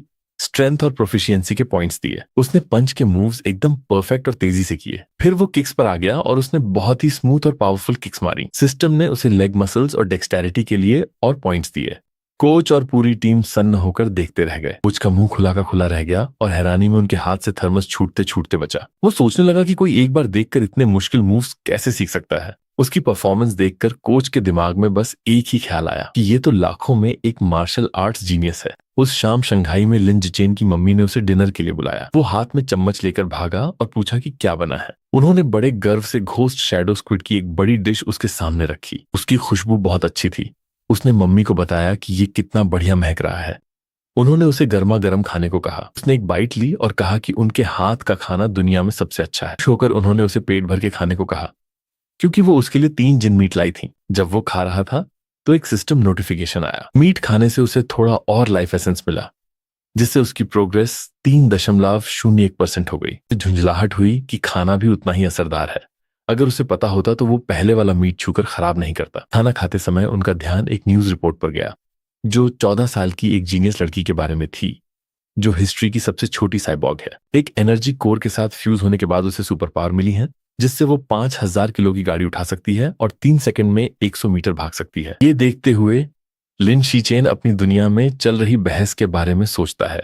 क्योटो के प्रोडिजी के जीन फ्यूजन और इस लड़की की साइबरनेटिक्स के बीच कौन सा रास्ता ज्यादा स्ट्रांग है। उसकी सोच एक और ब्रेकिंग न्यूज की वजह से रुक जाती है। न्यूज में बताया जाता है कि सिक्योरिटी कैप्टन ही चुनशान, जिनसे वे मिले थे, उनके ऑफिस में उनकी मौत हो गई है। सर्विलांस फुटेज में दिखा कि स्टेशन में घुसे एक विशाल म्यूटेंट चूहे ने उन पर हमला किया और उन्हें खा गया। मेडिक्स को उसकी बॉडी एम्बुलेंस में ले जाते हुए दिखाया गया है। लिन जिचेन बुरी तरह डर जाता है। उसे पिछली रात देखा हुआ बड़ा चूहा याद आता है और वो सोचता है कि क्या इसका उससे कोई कनेक्शन है। वो इमेजिन करता है कि एक विशाल चूहा पूरे शहर में तबाही मचा रहा है। कैप्टन की मौत इस बात का डरावना इशारा है कि खतरा बढ़ता जा रहा है। ध्यान से देखते हुए लिन जिचेन डिसाइड करता है कि उसे तुरंत अपनी ट्रेनिंग और तेज करनी होगी। इस कैप्टन की मौत के बाद लिन जिचेन खुद को एक बहुत ही कठिन ट्रेनिंग रूटीन में झोंक देता है। कड़ी मेहनत के बाद अब वो 100 मीटर की दौड़ सिर्फ 4.61 सेकंड में पूरी कर सकता है। उसकी फिजिकल पावर बहुत ज्यादा बढ़ गई है। उसकी वर्टिकल जंप 5.3 मीटर है और वो एक हाथ से हैरान कर देने वाला 1200 किलोग्राम वजन उठा सकता है। अपनी पर्सनल ट्रेनिंग के साथ साथ वो स्कूल टीम के साथ मार्शल आर्ट्स की प्रैक्टिस भी जारी रखता है, ताकि आने वाले टूर्नामेंट के लिए अपनी स्ट्रेंथ बढ़ा सके। अगली सुबह स्कूल में वो प्रैक्टिस करने के लिए जिम जाता है और शेन किंगहान भी उसके पीछे पीछे आ जाती है। रास्ते में गुलाबी बालों वाली एक लड़की लिन जिचेन को ग्रीट करती है और उसे फ्रेश मिल्क की एक बोतल देती है। वो बड़ी विनम्रता से मना कर देता है, उसे थैंक यू कहता है और शेन किंगहान के साथ आगे बढ़ जाता है, जिससे वो लड़की निराश हो जाती है। उसका टीममेट झांकाई दूर से ये सब देख रहा होता है। वो गुस्से में अपनी मुट्ठी भींच लेता है। उसे इस बात की जलन है कि जिस लड़के ने उसे स्पोर्ट्स मीट में हराया था, वो उसकी पसंद की लड़की का गिफ्ट ठुकरा रहा है। अपनी फ्रस्ट्रेशन बर्दाश्त न कर पाने की वजह से झांकाई दौड़कर आता है और उनका रास्ता रोक लेता है। वो लिन जिचेन से उलझ जाता है और उसे बदतमीजी करने और लड़की का दिल दुखाने के लिए डांटता है। जब लिन जिचेन शांति से समझाता है कि उसे दूध से एलर्जी है, तो झांकाई उसकी बात नहीं मानता और उसे झूठा कहता है। गुस्से में झांकाई लिन जिचेन की तरफ उंगली उठाता है और उसे फाइट के लिए चैलेंज करता है। वो फाइट की शर्तें तय करता है। अगर वो हार गया तो वो लिन जिचेन को कभी परेशान नहीं करेगा, लेकिन अगर लिन जिचेन हार गया तो उसे दूध की पूरी बोतल पीनी होगी। जैसे ही चैलेंज दिया जाता है, एक नया सिस्टम नोटिफिकेशन सामने आता है। एक नया अचीवमेंट मिशन शुरू हो गया है। Survival of the fittest biological trait के लिए फॉर्मल कंपटीशन में 1000 अलग अलग अपोनेंट्स को हराना है। लिन जिक्सियान के चेहरे पर एक चालाकी भरी मुस्कान आ जाती है। ये वही मौका है जिसका वो इंतजार कर रहा था। डरावनी बैंगनी आभा से घिरा हुआ वो चैलेंज स्वीकार करता है और उसकी आंखों में फाइट की चमक दिख रही है। फाइट की खबर पूरे स्कूल में तेजी से फैल जाती है। दो स्टूडेंट्स एक्साइटमेंट में पॉपुलर जूनियर लिन जिचेन और एक सीनियर के बीच की फाइट देखने जाने का फैसला करते हैं। जब तक वे पहुंचते हैं, जिम लोगों से खचाखच भर चुका होता है और फाइट वाली जगह के चारों तरफ घेरा बना होता है। भीड़ पूरी तरह से लिन जिचेन की तरफ है। उसकी कई फीमेल फैंस उसका हौसला बढ़ा रही हैं और उसे अपने अपोनेंट को सबक सिखाने के लिए कह रही हैं, जिसमें वो गुलाबी बालों वाली लड़की भी है जो अपना फोन तैयार रखती है। झांग काई चिढ़ जाता है क्योंकि हर कोई ये मानकर चल रहा है कि वो हार जाएगा। वो मनी मन मानता है कि पिछले एक महीने में लिन जिचेन का टैलेंट बहुत बढ़ गया है। इस फाइट को इस उभरते हुए जीनियस को उसकी औकात दिखाने और अपनी ताकत दिखाने का आखिरी मौका मानता है। अपने अपोनेंट की गंभीरता के उलट लिन जिचेन बिल्कुल शांत दिख रहा है। वो बड़े आराम से कहता है कि उसे डिनर के लिए घर जाना है और पूछता है कि क्या हम इस फाइट को जल्दी खत्म कर सकते हैं। अपनी बेइज्जती समझते हुए झांग काई मुस्कुराता है और उसकी बात मान लेता है। कोच गुओ फाइट करवाने के लिए उन दोनों के बीच में आते हैं। वो फाइट शुरू करने के लिए अपना हाथ उठाते हैं और उन्हें रूल्स याद दिलाते हैं, लेकिन फाइट शुरू होने से पहले ही झांग काई रुकने के लिए चिल्लाता है। घमंडी मुस्कान के साथ वो लिन जिचेन को छूट देने का ऑफर देता है। वो कहता है कि उसने लगभग 2 साल तक ट्रेनिंग की है, जबकि लिन जिचेन सिर्फ 1 महीने का नौसिखिया है। ईमानदारी दिखाने के लिए वो कहता है कि वो लिन जिचेन को पहले 3 हमले करने देगा। लिन जिचेन बस मान जाता है। ऐसे ही वो मान जाता है, लिन जिचेन बिजली की रफ्तार से हमला करता है। वो पलक झपकते ही करीब पहुंच जाता है, जिससे झांग काई हैरान रह जाता है। इससे पहले कि उसका अपोनेंट खुद को बचा पाता, लिन जिचेन एक जोरदार मुक्का जड़ देता है। मुक्का इतनी जोर से लगता है कि झांग काई की नाक से खून निकलने लगता है। वो तुरंत नॉकआउट होकर जिम के फर्श पर बेहोश गिर पड़ता है। पूरा जिम सन्नाटे में डूब जाता है। कोच गुओ की आंखें फटी की फटी रह जाती हैं और वो चिल्लाते हैं कि फाइट एक ही पंच में खत्म हो गई। बाकी मार्शल आर्ट्स टीम और भीड़ भी हैरान है। उन्हें यकीन ही नहीं हो रहा कि फाइट सिर्फ 1 सेकंड में खत्म हो गई। तभी सन्नाटा टूटता है और लोग जीत का जश्न मनाने लगते हैं। शेन किंगहान हवा में मुक्का उछालते हुए लिन जिचेन की जीत पर खुशी से चिल्लाती है। बाकी लड़कियां और वो गुलाबी बालों वाली लड़की भी चिल्लाने लगती हैं कि वो कितना अमेजिंग था। अपने हारे हुए अपोनेंट के पास खड़े होकर लिन शिचेन को एक सिस्टम नोटिफिकेशन मिलता है। ये उसे बताता है कि एक राइवल को हराने और अपोजिट सेक्स का प्यार जीतने की वजह से उसे प्रायोरिटी मीटिंग राइट्स मिले हैं। इससे भी जरूरी बात यह कि उसके नए मिशन की प्रोग्रेस अब 1000 हो गई है। वो सोचता है कि नेचुरल सिलेक्शन एट्रीब्यूट को अनलॉक करने के लिए उसे अभी लंबा सफर तय करना है। अपनी प्रोग्रेस तेज करने के लिए वो मार्शल आर्ट्स टीम के बाकी डरे हुए मेंबर्स की तरफ मुड़ता है। एक दोस्ताना पर डरावनी मुस्कान के साथ वो सजेस्ट करता है कि उन सबको भी फाइट करनी चाहिए। टीम के मेंबर्स उसे देखते रह जाते हैं। उनके चेहरे डर से सफेद पड़ चुके हैं। तुरंत वे सब बेकार के बहाने बनाने लगते हैं। किसी को ट्यूशन जाना है, किसी की मम्मी खाने पर इंतजार कर रही हैं, तो कुछ बीमार होने का नाटक करते हैं। इससे पहले कि वे भाग पाते, झांग काई घुटनों के बल खड़ा होने की कोशिश करता है। वो अपनी हार मानने से इनकार कर देता है। वो गुस्से में लिन जिचेन पर धोखे से हमला करने का आरोप लगाता है और दोबारा फाइट में उसे कुचलने की कसम खाता है। कोच गुओ बीच में आते हैं और झांग काई को अपनी हार एक मर्द की तरह स्वीकार करने के लिए कहते हैं।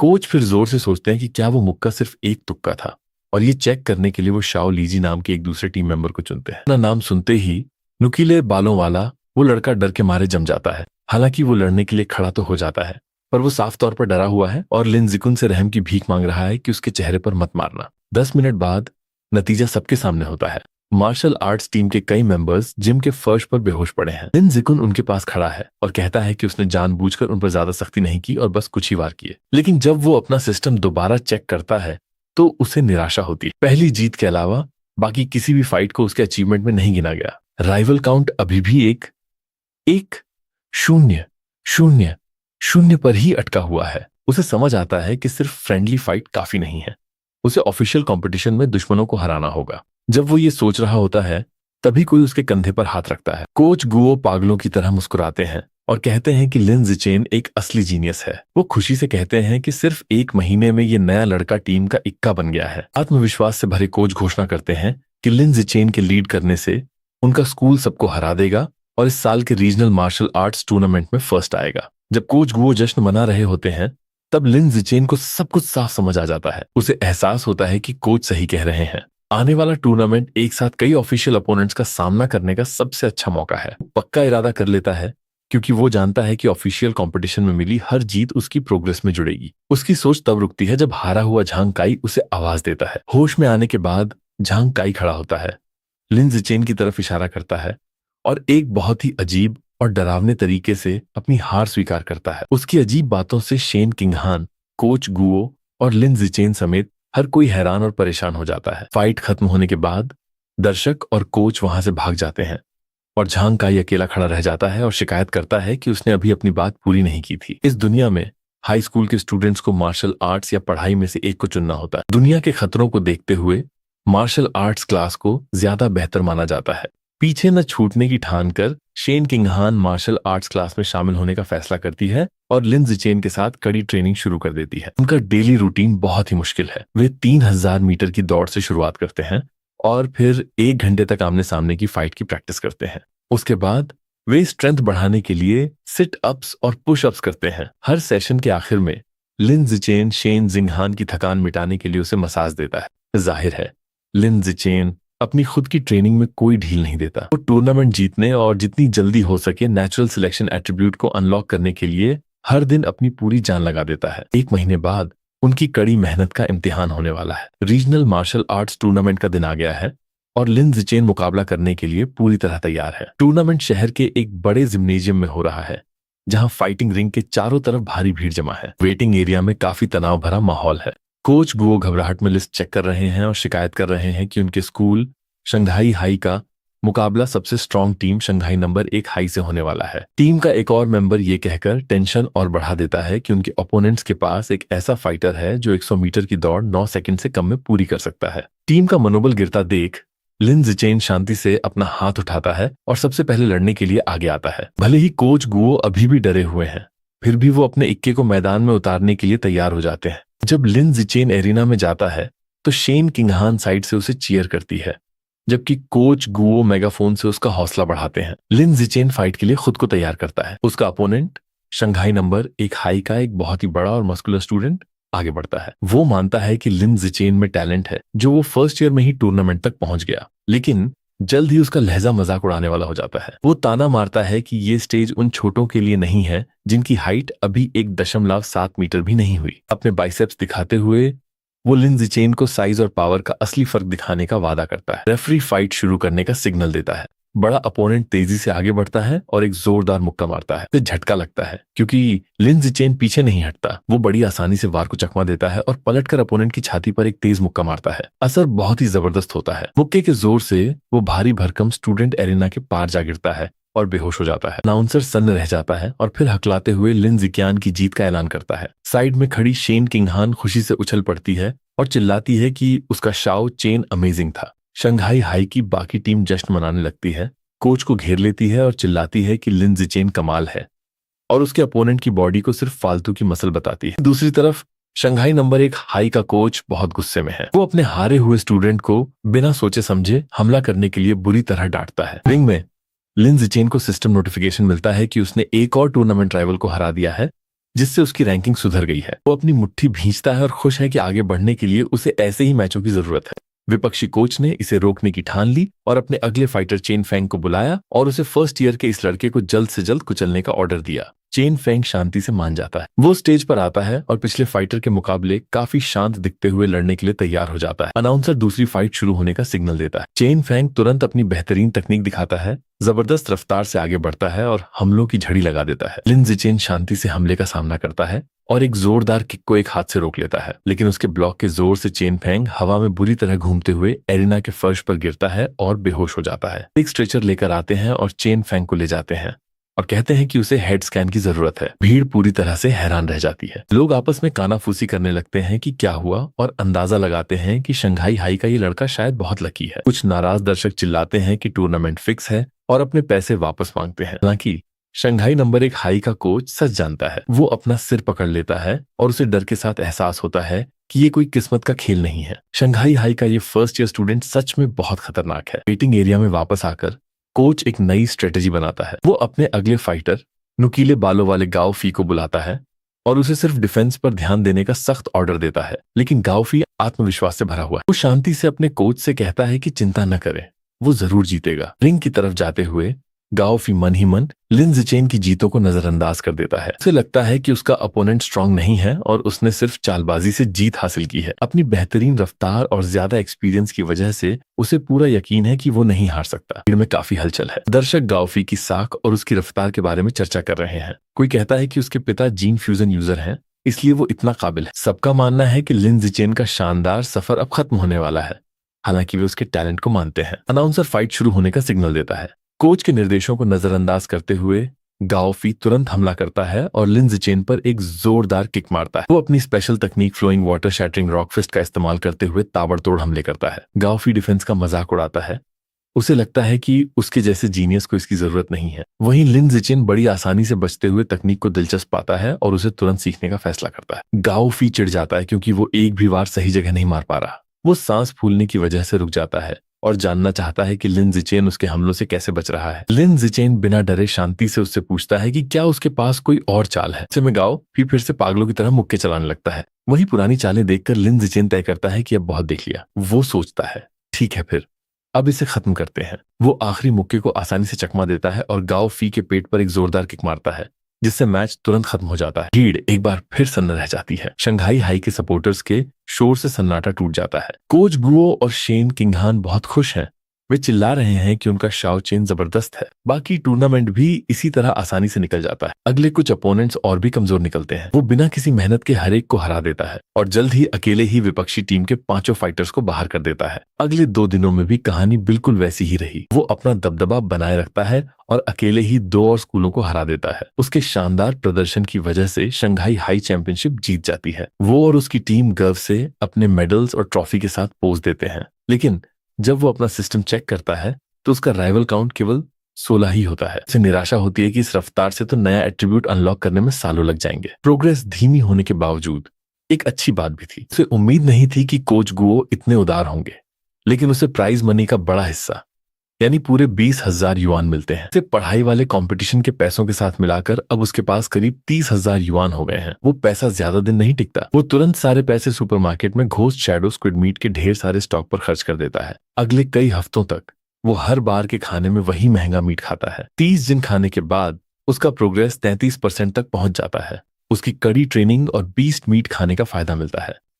मिडिल स्कूल के दूसरे साल तक वो ऑर्डिनरी टीयर 3 से टीयर 4 पर पहुंच जाता है कि फिजिकल एबिलिटी नई ऊंचाइयों पर पहुंच जाती है। अब वो एक हाथ से 1890 किलोग्राम उठा सकता है और 100 मीटर की दौड़ सिर्फ 4.49 सेकंड में पूरी कर सकता है।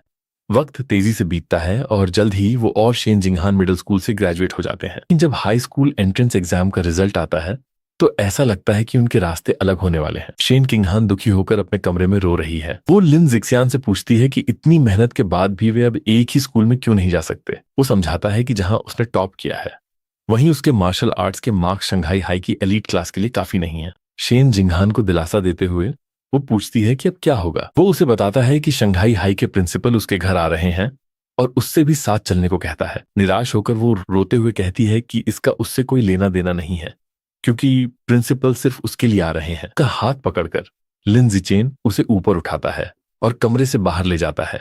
वो उससे कहता है कि चिंता मत करो, उसके पास एक प्लान है। वो शंघाई हाई में रुकने के लिए अपनी एक शर्त बताता है। शेन किंगहान को उसका डेस्कमेट बनना ही होगा। वादे के मुताबिक शंघाई हाई की प्रिंसिपल लिन जिचेन के घर जाती हैं। वो, उसकी माँ और शेन किंगहान कई घंटों तक उसके फ्यूचर के बारे में बात करते हैं, जहां प्रिंसिपल कहती हैं कि वो चाहती हैं कि वो उन्हीं के स्कूल में रहे। ऐसे ही मीटिंग खत्म होती है।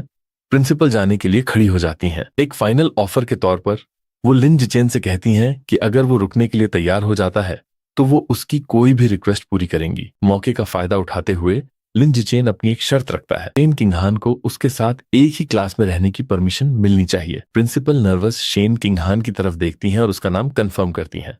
बिना किसी हिचकिचाहट के वो मान जाती हैं। मुस्कुराते हुए वो उन दोनों से कहती हैं कि नए स्कूल ईयर के लिए वो साथ में शंघाई हाई में रिपोर्ट करें। बहुत खुश होकर लिन जिचेन और शेन किंगहान उन्हें थैंक यू बोलते हैं। अपने हाई स्कूल के फ्यूचर को सिक्योर करने के बाद लिन जिचेन अपने आखिरी junior high martial arts tournament में हिस्सा लेता है। उम्मीद के मुताबिक उसकी जबरदस्त पावर उसकी टीम को आसानी से एक और चैंपियनशिप दिला देती है। वो प्राइज मनी का इस्तेमाल घोस्ट शैडो स्क्विड कोडेक्स को फाइनली अनलॉक करने के लिए करने का फैसला करता है। वो सिर्फ 20% दूर था और नई प्राइज मनी प्रोग्रेस बार को मैक्स करने के लिए काफी थी। हो सकता है इस बारे में अनश्योर होने की वजह से वो सेफ्टी के लिए शंघाई के बाहर एक सुनसान जंगल में जाता है। टाइम वेस्ट न करने का फैसला करते हुए वो आखिरी बचे हुए स्क्विड मीट से लाइफ एसेंस को कंज्यूम करना शुरू कर देता है। एक पावरफुल नीली एनर्जी उसे घेर लेती है क्योंकि सिस्टम नोटिफिकेशन कंफर्म करता है कि वो भारी मात्रा में एसेंस अब्सॉर्ब कर रहा है। उसकी आंखें फटी रह जाती हैं जब वो पावर का एक आखिरी उछाल महसूस करता है और कोडेक्स प्रोग्रेस बार 100% पर पहुंच जाता है। नया नोटिफिकेशन अनाउंस करता है कि उसने ghost shadow squid codex unlock कर लिया है और एक नया biological attribute blessing of liquid affinity हासिल किया है। ये एबिलिटी पानी के साथ उसका जुड़ाव बढ़ा देती है, जिससे वो पानी में फ्रीली मूव कर सकता है और यहाँ तक कि गायब भी हो सकता है। हालांकि जैसे ही पावर सेटल होती है, वो सुनसान जंगल में स्क्विड के टेंटिकल्स पकड़े खड़ा होता है और महसूस करता है कि उसकी नई एबिलिटी थोड़ी फीकी है। अभी भी थोड़ा निराश महसूस करते हुए लिन जिचेन पास के एक तालाब में अपनी नई एबिलिटी टेस्ट करता है। वो पाता है कि उसकी ब्लेसिंग ऑफ लिक्विड एफिनिटी के कुछ फायदे हैं। वो अपनी स्किन में झुर्रियां पड़े बिना लंबे समय तक पानी में रह सकता है और कम वाटर रेजिस्टेंस की वजह से स्विमिंग करना बहुत आसान हो गया है। हालांकि कोई और ध्यान देने लायक इफेक्ट्स नहीं दिखते। वो पानी में बैठता है और खुद को समझाता है कि क्योंकि घोस्ट शैडो स्क्विड एक लो टियर बीस्ट है, इसलिए ये जायज है कि एबिलिटी बहुत पावरफुल नहीं है। वो तय करता है कि बेहतर एट्रीब्यूट्स पाने के लिए या तो उसे हाई ग्रेड बीस्ट मीट के लिए पैसे बचाने होंगे या खुद पावरफुल वाइल्ड म्यूटेंट बीस्ट का शिकार करने के लिए स्ट्रांग बनना होगा। उन खौफनाक जायंट म्यूटेंट चूहों की याद उसके इरादे को और मजबूत कर देती है और वो अपनी मुट्ठी भींच लेता है और ज्यादा स्ट्रांग बनने के लिए डिटरमिन्ड हो जाता है। स्कूल शुरू होने में एक हफ्ते से भी कम समय बचा होने पर लिन जिचेन की माँ और शेन किंगहान की फैमिली एक ट्रिप पर जाने का फैसला करते हैं। अपनी नई लिक्विड एफिनिटी को बेहतर तरीके से स्टडी करने के लिए लिन जिचेन सजेस्ट करता है कि उन्हें बीच पर जाना चाहिए। जब वे समंदर में खड़े होते हैं तो शेन किंगहान कांपने लगती है और कंप्लेंट करती है कि समंदर का पानी ठंडा है, लेकिन लिन जिचेन को वहां बिल्कुल कंफर्टेबल महसूस होता है। वो उससे कहता है कि धीरे धीरे आदत डाल लें और फिर पानी में गोता लगा देता है और बहुत तेज स्पीड से तैरने लगता है। जैसे जैसे वो मूव करता है, उसका सिस्टम उसे स्विमिंग और डाइविंग के लिए स्टैट पॉइंट्स रिवॉर्ड में देता है। किनारे से एक नर्वस शेन किंगहान उसे आवाज लगाती है और उसे स्विमिंग सिखाने के लिए कहती है। लिन जिचेन पानी से अपना सिर बाहर निकालता है। उसे अचानक याद आता है कि उसकी बचपन की दोस्त को अभी तक स्विमिंग नहीं आती। वो सब्र के साथ उसे बेसिक्स सिखाना शुरू करता है। उसके एवरेज एथलेटिक टैलेंट को देखते हुए उसे लगता है कि उसे काफी स्ट्रगल करना पड़ेगा। हालांकि शेन किंगयान उसे गलत साबित कर देती है। वो एक्साइटमेंट में चिल्लाती है कि स्विमिंग सरप्राइजिंगली आसान है और उसने इसे तुरंत सीख लिया। वो बिना किसी मेहनत के डाइव कर रही है। वो बहुत ग्रेसफुली तैरती है और शौक के साथ पानी के ऊपर आती है। वो खुद हैरान है कि वो बिना किसी इंस्ट्रक्शन के डाइव कर सकती है। लिन जिचेन शौक में देखता है कि उसके अंदर से पानी की एक अजीब सी नीली ऑरा निकल रही है। ऊपर आने के बाद वो उसे एक्साइटमेंट के साथ बताती है कि ये कितना अमेजिंग फील हो रहा है। नोटिस करती है कि पानी के अंदर आंखें खोलने पर आमतौर पर जलन होती है, लेकिन उसे कोई डिस्कम्फर्ट नहीं हो रहा। इनफैक्ट उसे ये काफी कूल और प्लेजेंट लग रहा है। उसकी बातें लिन जिचेन को गहरी सोच में डाल देती हैं। वो उसे तैरकर दूर जाते हुए देखता है। उसे ये सिचुएशन काफी अनयूजुअल लगती है। वो सोचता है कि भले ही उसमें पानी के लिए नेचुरल टैलेंट हो, पर यह पॉसिबल नहीं है कि वो इतनी जल्दी सारे स्किल्स मास्टर कर ले। उसका इतनी जल्दी सीखना बिल्कुल भी नॉर्मल नहीं है। अचानक उसे एक बात रियलाइज होती है। उसे याद आता है कि नर्वस होने पर उसे बेड वेटिंग की लाइफ लॉन्ग प्रॉब्लम थी। वो सोचता है कि क्या ये कमजोरी असल में एक पावरफुल और इननेट वाटर एफिनिटी का साइन है जिसके साथ वो पैदा हुई थी। ये आइडिया उसे एक्साइट कर देता है। उसे यकीन हो जाता है कि शायद उसके पास कोई स्पेशल कल्टीवेशन बॉडी है, जैसे उसके पेरेंट्स के शियानशिया नॉवेल्स के कैरेक्टर्स के पास होती है। अपनी थ्योरी टेस्ट करने के लिए वे डाइविंग जारी रखते हैं। जब वे अंडर वाटर वर्ल्ड एक्सप्लोर करते हैं तो उसकी परफॉर्मेंस उसे और भी ज्यादा शॉक कर देती है। वो नोटिस करता है कि वे 10 मिनट से ज्यादा समय से अपनी सांस रोक कर रखे हुए हैं, जो शेन किंगहान जैसे बिगनर के लिए एक इनक्रेडिबल कारनामा है। जैसे ही वे तैरते हैं, शेन किंगहान के एक्सप्रेशंस अचानक बदल जाते हैं। उसके चारों ओर पानी में एक अजीब सी गूंजने वाली आवाज वाइब्रेट होने लगती है। दोनों ऊपर देखते हैं, ये पता लगाने के लिए कि आवाज कहां से आ रही है। वे अचानक ऊपर आ जाते हैं और शेन किंगहान चिल्लाती है क्योंकि चमकता हुआ नीला पानी उसके चारों ओर घूम रहा होता है। बाद में उस रात जब वे बीच पर टहल रहे होते हैं तो लिन जिचेन पूछता है कि क्या हुआ था। कांपते हुए वो बताती है कि पानी के अंदर उसे अपने कान के पास अजीब और डरावनी आवाजें सुनाई दे रही थीं। वो उसे दिलासा देता है और पूछता है कि वे किस तरह की आवाजें थीं। उसे बताती है कि उसे वो लैंग्वेज समझ नहीं आ रही थी, लेकिन वो एक औरत की आवाज थी जो ऊपर आने तक लगातार गूंज रही थी। डरी हुई शेन किंगहान को शांत करने के लिए लिन जिचेन उसे वापस उनके होटल रूम में ले आता है। बाद में वो उस अजीब आवाज के बारे में ऑनलाइन इंफॉर्मेशन सर्च करता है, लेकिन उसे कोई रिजल्ट नहीं मिलता। परेशान होने और नींद न आने की वजह से वो अपनी एनर्जी को ट्रेनिंग में इस्तेमाल करता है। जब वो 1000 वेटेड सिटअप्स करता है तो उसे अचानक पावर का एक उछाल महसूस होता है। एक सिस्टम नोटिफिकेशन अनाउंस करता है कि उसकी मेहनत रंग लाई है। वो ऑर्डिनरी टियर 5 पर पहुंच गया है। हैरान लेकिन खुश होकर वो अपनी नई स्ट्रेंथ के बारे में सोचता है। उसे रियलाइज होता है कि टियर 5 पर वो एक पूरी तरह से विकसित जायंट म्यूटेंट चूहे का मुकाबला करने के लिए काफी पावरफुल है। उसकी आंखों में एक चमक आ जाती है और वो अपनी मुट्ठी भींचता है। उसे कॉन्फिडेंस है कि अब इन बीस्ट को अपने नंगे हाथों से चीरना नामुमकिन नहीं है। अपनी नई लिमिट्स को टेस्ट करने के लिए बेताब वो रात में खाली बीच पर जाता है। स्टैट बूस्ट बहुत जबरदस्त है। उसका 100 मीटर डैश टाइम सिर्फ 3.64 सेकंड पर आ गया है और उसका वर्टिकल जंप बढ़कर इनक्रेडिबल 6.98 मीटर हो गया है। अपनी स्ट्रेंथ टेस्ट करने के लिए वो पास की एक कार ढूंढता है और पाता है कि वो अब 1600 किलोग्राम की गाड़ी को एक हाथ से उठा सकता है। इस नई प्रोग्रेस के साथ उसकी लाइफ आगे बढ़ती है, वेकेशन खत्म होती है और वो और शेन किंगहान शंघाई हाई में हाई स्कूल शुरू करते हैं। पहले दिन वे क्लास ड्यूटी के लिए जल्दी पहुंच जाते हैं। दो नई फीमेल क्लासमेट्स उसे तुरंत पहचान लेती हैं और एक्साइटमेंट में फुसफुसाती हैं कि वो कितना हैंडसम है और वे कितनी लकी हैं कि उन्हें उसके साथ ड्यूटी मिली है। हालांकि वो सरप्राइज्ड है कि उसके क्लासमेट्स उसे जानते हैं, लेकिन इससे भी ज्यादा अनएक्सपेक्टेड कुछ होता है। सिर्फ क्लास ड्यूटी करने से एक नया सिस्टम क्वेस्ट ट्रिगर हो जाता है। अचीवमेंट के लिए एक नए बायोलॉजिकल एट्रीब्यूट सोशल एनिमल के लिए 1000 कोऑपरेटिव टास्क पूरे करने की जरूरत है। इन किंगहान के साथ क्लासरूम साफ करते हुए वो सोचता है कि ये नया एट्रीब्यूट क्या करेगा। क्योंकि स्कूल ईयर अभी शुरू ही हुआ है, इसलिए वो स्कूल के बाद मैमोथ सुपरमार्केट जाने का मौका निकालता है। अब जब उसने ghost shadow squid codex unlock कर लिया है तो वो जानता है कि अब अपनी एबिलिटी के लिए एक नया टारगेट चुनने का टाइम आ गया है। जब वो एक्सपेंसिव बीस्ट मीट सेक्शन देख रहा होता है तो उसकी नजर एक नए आइटम पर पड़ती है। एक रेफ्रिजरेटेड केस में सैवेज जायंट ईगल का पैक्ड सिर है जिसकी कीमत 1998 युआन पर जिन है। उसके चेहरे पर एक मुस्कुराहट फैल जाती है और वो पैकेज उठाकर अपना फैसला ले लेता है। ये उसका अगला टारगेट होगा। Savage giant eagle ghost shadow squid के मुकाबले एक हायर टियर एबरेंट बीस्ट है। इसका विजन बहुत पावरफुल है जो एक नॉर्मल इंसान से 30 गुना ज्यादा स्ट्रांग है, जो इसे एक जबरदस्त हंटर बनाता है जो तेज शिकार को भी ठीक से पकड़ सकता है। बस अपने कमरे में लिन जिचेन ईगल के मीट को एग्जामिन करता है। वो कंक्लूजन निकालता है कि इसका गाइड बुक अनलॉक करना एक सही गोल है क्योंकि इसका बेहतर विजन कॉम्बैट में काफी बड़ा फायदा देगा। वो ये भी नोट करता है कि 1998 युआन पर जिनकी इसकी कीमत इसे एक किफायती ऑप्शन बनाती है। मीट पर अपना हाथ रखता है और एक नीली एनर्जी उसे घेर लेती है क्योंकि सिस्टम कंफर्म करता है कि उसने सैवेज जायंट ईगल के लाइफ एसेंस का एक हिस्सा कंज्यूम कर लिया है, जिससे उसका 1% गाइड बुक अनलॉक हो गया है। कुछ कैलकुलेशन के बाद उसे रियलाइज होता है कि क्योंकि एक जिन मीट से सिर्फ 1% प्रोग्रेस मिलती है, इसलिए उसे गाइड बुक पूरी तरह अनलॉक करने के लिए 2 लाख युआन से ज्यादा खर्च करने होंगे। वो समझता है कि हाई स्कूल टूर्नामेंट की प्राइज मनी मिडिल स्कूल के मुकाबले बहुत ज्यादा है। एक नए इरादे के साथ वो तय करता है कि उसे अपने दूसरे साल से पहले सैवेज जायंट ईगल का कोडेक्स अनलॉक करने के लिए पैसे कमाने होंगे और कॉम्पिटिशंस में ज्यादा मेहनत करनी होगी। समर वेकेशन खत्म होने के साथ लिन जिचेन की शंघाई हाई में हाई स्कूल लाइफ शुरू होती है। पहले दिन टीचर्स अपना इंट्रोडक्शन देते हैं। मार्शल आर्ट्स और homeroom teacher, mechanical modification teacher, gene fusion teacher और वाइल्डरनेस सर्वाइवल टीचर के इंट्रोडक्शन के बाद वे स्टूडेंट्स से अपना इंट्रोडक्शन देने के लिए कहते हैं। कई स्टूडेंट्स पहले जाते हैं। लंबे बैंगनी बालों वाली एक लड़की चू युतोंग कहती है कि उसकी स्पेशलिटी आर्ट्स में है। उसके बाद एक एनर्जेटिक पिंक बालों वाली लड़की झोंग हिजिया आती है जो एनीमे, कॉस्प्ले और स्पोर्ट्स के लिए अपना प्यार शेयर करती है। अगला पैंग हुआगुआंग नाम का एक लड़का कहता है कि उसे घर पर वीडियो गेम्स खेलना पसंद है। जल्द ही शेन किंगहान की बारी आती है। सबकी नजरों के बीच होना उसे बहुत नर्वस कर देता है। शर्माते हुए वो अपना नाम शेन किंगहान बताती है, कहती है कि उसे ड्राइंग पसंद है और सबसे फ्यूचर गाइडेंस मांगती है। फाइनली लिन जिचेन की बारी आती है। उसका इंट्रोडक्शन सबसे छोटा और डायरेक्ट होता है। वो बस खड़ा होता है और अपना नाम बताता है और सबका सपोर्ट मांगता है।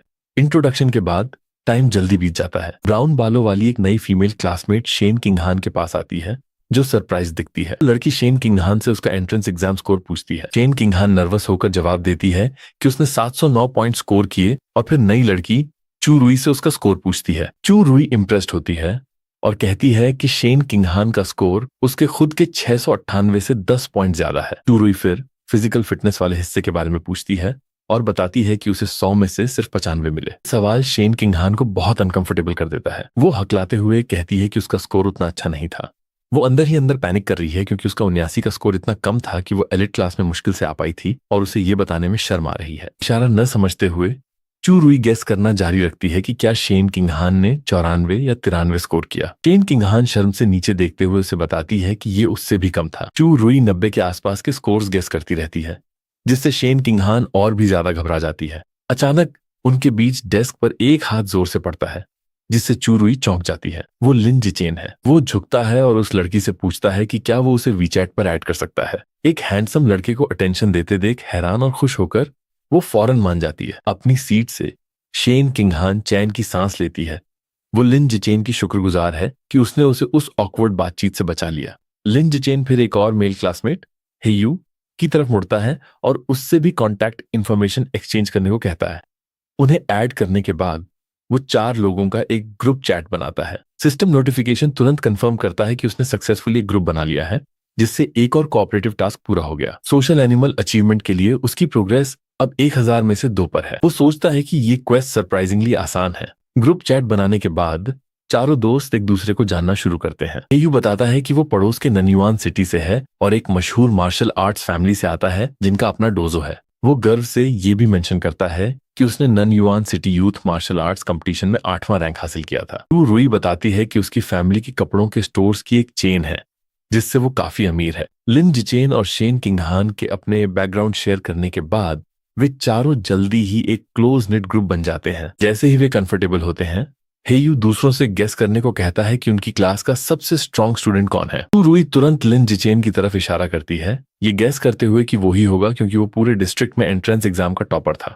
ये हेयू को शॉक कर देता है, जिसे कोई अंदाजा नहीं था कि उसका नया दोस्त इतना काबिल है। हालांकि लिन जिचेन विनम्रता से कहता है कि टॉपर होने का ये मतलब नहीं है कि कोई सबसे ज्यादा स्ट्रांग भी हो। वो एक सरप्राइजिंग बात रिवील करता है। प्रिंसिपल ने उनकी क्लास के लिए नन्युआन सिटी से 2 बहुत ही पावरफुल स्टूडेंट्स को रिक्रूट करने के लिए काफी पैसे खर्च किए थे। हेयू फिर उन 2 स्टूडेंट्स की तरफ इशारा करता है। पहला सुनहरे बालों वाला लड़का है वांग शुओजी, जो नन्युआन सिटी में 3rd रैंक स्टूडेंट है और 100 मीटर 7.98 सेकंड में दौड़ सकता है। दूसरा एक बड़ा और मस्कुलर लड़का है लू गांग, जिसके पास बहुत ज्यादा नेचुरल स्ट्रेंथ है और वो आसानी से 300 किलो का बारबेल एक हाथ से उठा सकता है। शेन किंगहान और चू रुई दोनों ही इम्प्रेस्ड और डरी हुई लगती हैं। दूसरी तरफ लिन जिचेन बिल्कुल शांत रहता है। अंदर ही अंदर वो उनके अचीवमेंट्स पर हंसता है, ये जानते हुए कि उसने ये नंबर्स एलिमेंट्री स्कूल में ही पार कर लिए थे। जल्द ही घंटी दोबारा बजती है और अगली क्लास टेक्स्ट बुक्स डिस्ट्रीब्यूट करने के लिए होती है। इस सेमेस्टर के लिए 4 मेन सब्जेक्ट्स हैं: martial arts, gene fusion, mechanical modification और वाइल्डरनेस सर्वाइवल। चूंकि लिन जिचेन पहले ही सारा मटेरियल खुद पढ़ चुका था, इसलिए वो फ्री टाइम का इस्तेमाल किसी सुनसान जगह पर ट्रेनिंग करने के लिए करता है। ट्रेनिंग के दौरान उसका ध्यान बड़े खतरों की तरफ जाता है। उसे याद आता है कि डेंजरस रैट गॉड कल्ट अभी भी एक्टिव है। पुलिस ने सिर्फ कुछ लो लेवल मेंबर्स को पकड़ा है, लेकिन उनका पावरफुल लीडर रैट किंग अभी भी आजाद है। ये कड़वा सच उसके इरादे को और बढ़ा देता है। वो अपनी मुट्ठी भींचता है, जितनी जल्दी हो सके अपनी पावर बढ़ाने और कम से कम टियर 6 तक पहुंचने का फैसला करता है। उसे लगता है कि ये लेवल रैट किंग का सामना करने के लिए काफी होगा। पहली प्रैक्टिकल क्लास वाइल्डरनेस सर्वाइवल है। टीचर शी चैंगबेई स्टूडेंट्स को जंगल वाले एरिया में इकट्ठा करते हैं और पूछते हैं कि क्या कोई जानता है कि लकड़ी घिसकर आग कैसे जलाई जाती है। हेयू धीरे से कहता है कि ये एक बेकार स्किल है। सबको सरप्राइज करते हुए वांग शुओजी और लू गांग दोनों आगे बढ़ते हैं और इस पुराने तरीके से आग जलाने में कामयाब हो जाते हैं। टीचर इंप्रेस हो जाते हैं और पूछते हैं कि उन्होंने ये कैसे सीखा। लू गांग समझाता है कि उसने ये समर कैंप में सीखा, जबकि वांग शुओजी कहता है कि उसने ऑनलाइन वीडियो देखकर खुद सीखा। उनके खत्म करने के बाद लिन जिचेन आसानी से अपने ग्रुप को वही तकनीक सिखाता है और वे जल्दी ही इसे सीख लेते हैं। बाद में मार्शल आर्ट्स क्लास में टीचर याओ युआनफेंग अनाउंस करते हैं कि वो उन्हें एक स्पेशल ब्रीदिंग और कल्टीवेशन टेक्निक सिखाएंगे। एक बार फिर वांग शुओजी और लू गांग जोर से डिक्लेयर करते हैं कि उन्होंने ये पहले ही सीख लिया है और क्लास के सामने शो ऑफ करते हैं।